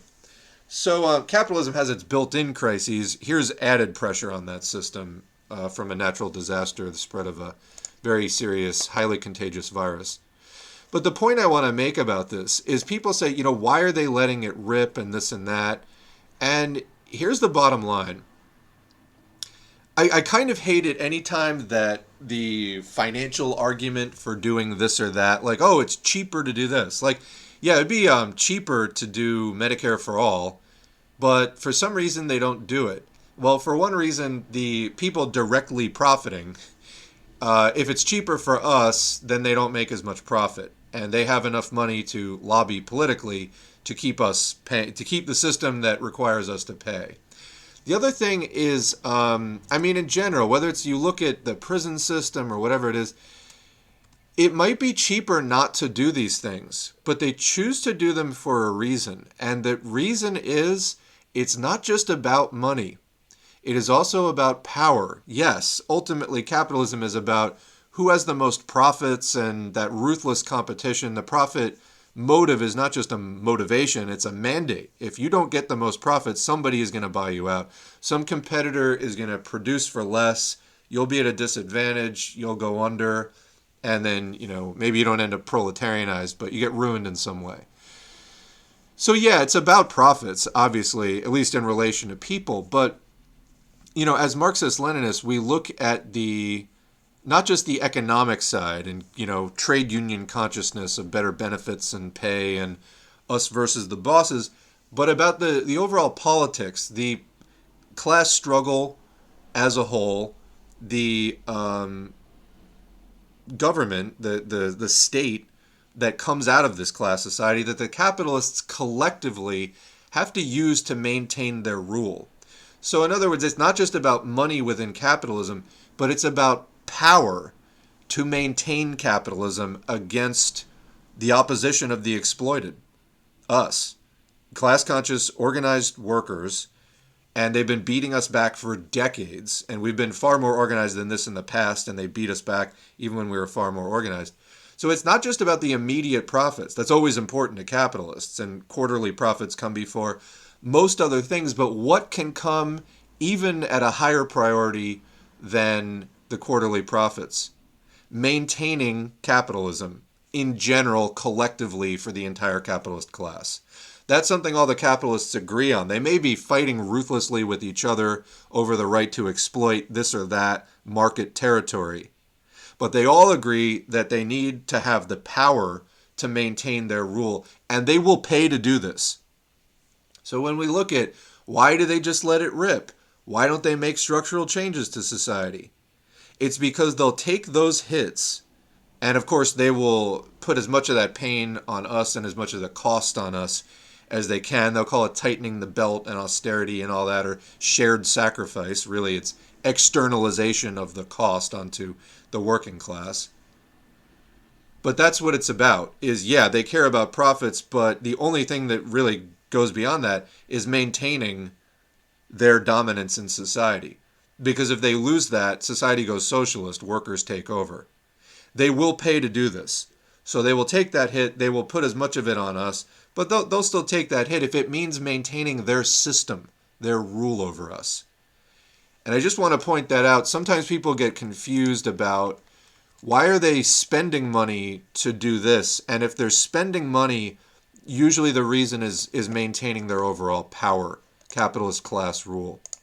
The last thing I want to do, and then we're going to go into the chat and wrap up, is highlight an article. It's way too long to read, even if this was the beginning. Maybe we can come back to this in a future thing. It's got 15 screens, and they're all kind of dense. I'll at least lead with this. Maybe we can pick it back up when we do the melatonin stuff later. But rest assured, we got 98% of the year-end stuff out. I was just looking at one of the last videos. There's a ton of links there. This is an article from Unity Struggle Unity by Comrade Dremel. I remember reading the announcement when this Marxist journal was starting up recently. I'm glad to see them publishing stuff on COVID. Let Them Eat Plague, January 9, Comrade Dremel. It is a featured long read on the Unity Struggle Unity site. Starts with, there's a picture there of electron scanning microscope picture of the COVID virus. And a quote from Engels: "When one individual inflicts injury upon another such that death results, we call that manslaughter. When society places hundreds in a position that they inevitably meet early and unnatural death, its deed is murder, just as the individuals." From Engels, The Conditions of the Working Class in England. And of course, the concept of social murder. That is, you see memes about this from time to time. So you can see there's 14 more screens of text this dense. So maybe we will read this later. But the article starts, "We have been betrayed. For 3 years we have been abandoned, misled, shepherded to our dooms. Millions have died. Hundreds of millions have been disabled. All the while, respectable faces with plastered-on grins breathlessly offer hopeful platitudes, assuring us we'll all be okay. Just trust the system. You could be forgiven for not realizing we're still in the middle of a pandemic, considering the total absence of media coverage. If it was important, you'd surely be hearing about it, right? The last variant you heard about was likely Omicron. Technically, we're still on. The last you heard about vaccines was likely, we strongly encourage everyone to get boosted. The last you heard about masks was that they work, but they're not required. And why would you bother wearing masks anyway, if, as the U.S. president himself proclaimed, the pandemic is over? Why would you wear a mask if the pandemic is over? Here's the truth. The pandemic is not over, and it's much worse than you've been led to believe. And unless you've spent the past several years reading scientific studies on this subject, that would be me and everyone listening to this, it can be hard to convey just how wrong the public perception of COVID really is. Everything from how it's spread to how it's prevented to what it does once it's in your body is being tragically misunderstood. None of this is an accident. It's not your fault if you aren't a virologist, immunologist, epidemiologist, or evolutionary biologist. It's the job of experts and trusted voices to convey the truth and give you guidance. Not only have they failed at this, I would go beyond failed, they refuse to do it. They refuse to get political about this. It's a refusal. They have engaged in an active disinformation campaign dedicated to making the pandemic disappear. From discussion anyway. This has not been the result of a classic caricature of conspiracy, some tiny council of elites gathered in the shed. I don't know why that sentence is even in there. What we're actually witnessing is the quiet collusion of class interest. This form of conspiracy is a feature of cultural hegemony, and it has aligned itself in direct opposition to public health and scientific reality. A, quote, conspiracy of this sort takes place in full view of the public. Every actor within it has openly telegraphed motivations that we're all taught to see as acceptable, leaving the current economic system intact at all costs. And this is what I'm saying. They're willing to take the hit. They're willing to spend the money to keep capitalism in place. So there's a lot more written in this article. If I was going to briefly make one criticism of this article, it uses a lot of hypertext links, like a lot, let me just give an example. So half of this page is red. And so in this, COVID screws with your immune system upon infection. It immediately gets to work suppressing attempts to stop it. It hijacks your cell's machinery to... There is so much linked text here. No one is going to read all these links. It should really just be explained in the text, and or this should have been maybe broken into several smaller pieces, because they're trying to deal with a really unwieldy amount of information. And believe me, I get it. This stream itself is 3 hours long. But I make these streams for people who kind of listen to them like over the course of a work day or something like that. Sitting down and reading something like this, if somebody's not reading it to you like I am, I think this probably could have been broken down in smaller pieces, fewer links, and more just direct explanation in the text. Yeah, so anyway, that would be my criticism. Otherwise, I mean, hey, look, another Marxist talking about COVID. Congratulations, Comrade Dremel. And we will revisit that article in the future. But anyway, we did it. Absent maybe that article and some stuff about melatonin that I want to cover, we did it. That was the last of the year-end grab bag. Let's finish out the chat with the people who are in the chat, and then we will wrap up for today. All right. So I went way back beyond where we were.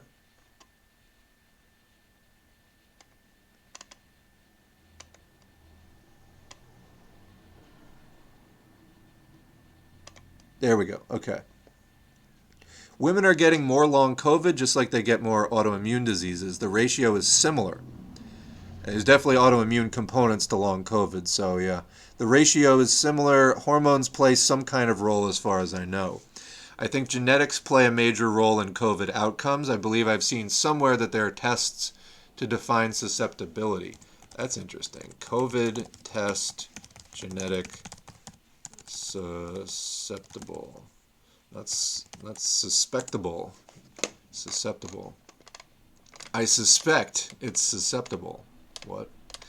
Where was I? Found some study. Okay, thank you for the links on susceptibility there. Appreciate that. One of them got a little bit mutilated, but perfect. Okay. A thing with gut microbiota is very interesting.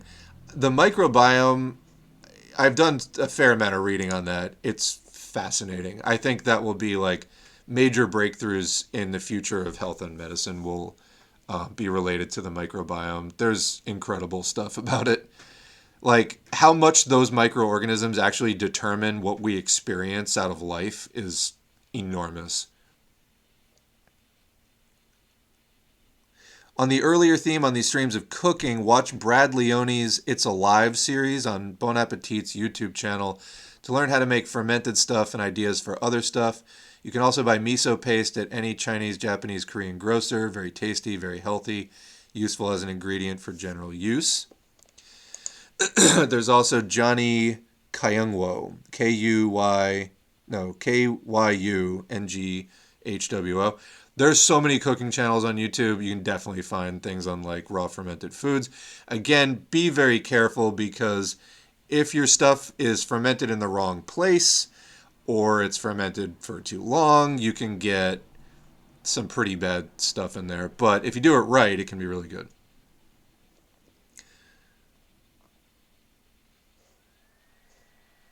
The brain fog from COVID is truly horrendous. Like S4A put it, you'll be sitting there talking or thinking about something, and then a split second later, you have no idea what it was. It sucks to say the least. That's what's happening to my daughter's teacher right now. Every one of the 3 last days, he's confused on which day they're going to take a test. Yes. To me, it was like an invisible hand that just appears and yanks the thought out of your head, and then it's just gone, and you don't know what it was. I'd be like, I'd have a thought, I would have some image in my mind, yank, it's just gone. Okay, well, I have no idea what I was just thinking about. And I have no idea, I'm not getting it back. That passed for me after about 11 months. But yeah. Some examples of fermented foods: sauerkraut, kimchi, kombucha, etc. Yeah. Kefir, yogurt, there's a lot of stuff. Sourdough, you can make your own sourdough. You do not need to get somebody else's starter, by the way, to make sourdough. You can make some yourself, boil water, let it cool, add it in a sterile jar to some flour, about 50-50. Leave it out loosely covered with a clean cloth, maybe with a rubber band, and just leave it out for like a day or two until it smells sour but not foul. Put it in the fridge. Take some as you need, replenish with flour and water, stir with a clean spoon, or just, kind of swish it around. Because the active cultures in the sourdough will digest it, so you don't even really need to stir it that much. But yeah, sourdough, you can do that.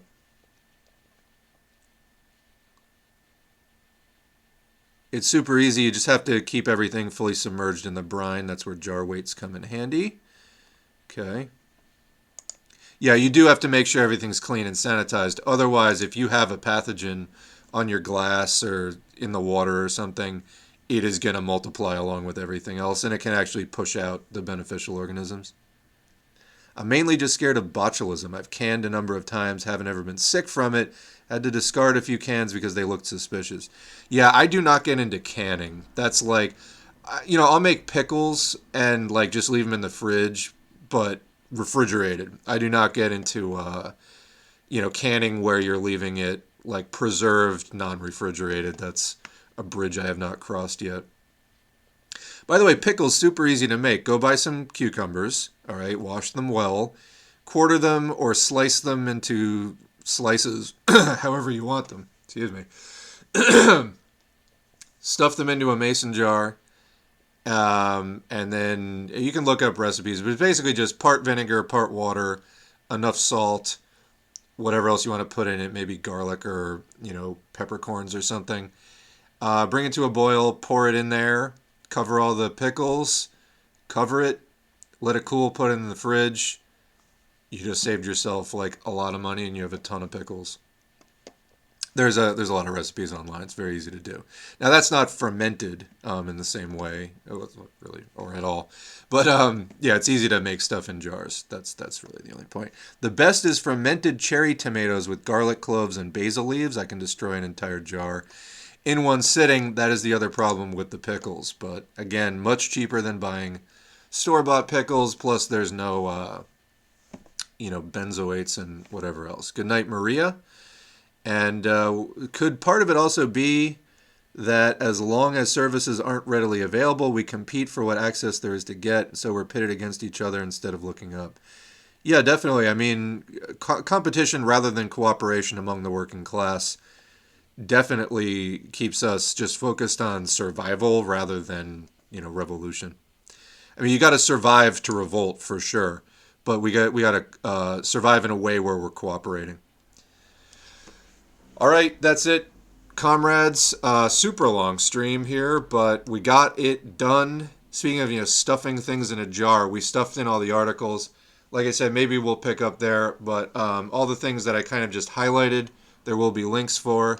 Almost forgot to thank the patrons, but they helped to make this show possible. So if you like this show, thank me. Thank the people who comment. Thank the people who show up to the streams. They help make these discussions what they are, and I appreciate them deeply. You should too. But also thank a patron, because I wouldn't be able to spend nearly as much time, running a channel like this. It not only takes a lot of time and whatever else, it can be kind of frustrating, especially getting out on the social media and stuff like that. I vowed to do less of that this year and spend more time reading, actually. But anyway, the patrons do really help me spend time on this by giving money, so I don't have to go do other things for money. During this time, I can spend it on S4A, so I appreciate that.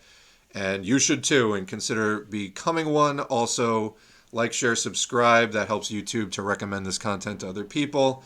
We covered joining organizations earlier. I feel like at this point, I don't even know if that needs to be said, but yeah, participate. Find organizations engaged in class struggle in your area, whether they're Marxist parties or not. If there's a good Marxist party and you're ready to do that, obviously join that. But whatever you can do, unions, community groups, all of it is going to help you get out there, network, and advance the left, advance the working class in the struggle. All right, thanks again, and we will see you soon with more audiobooks and eventually more streams.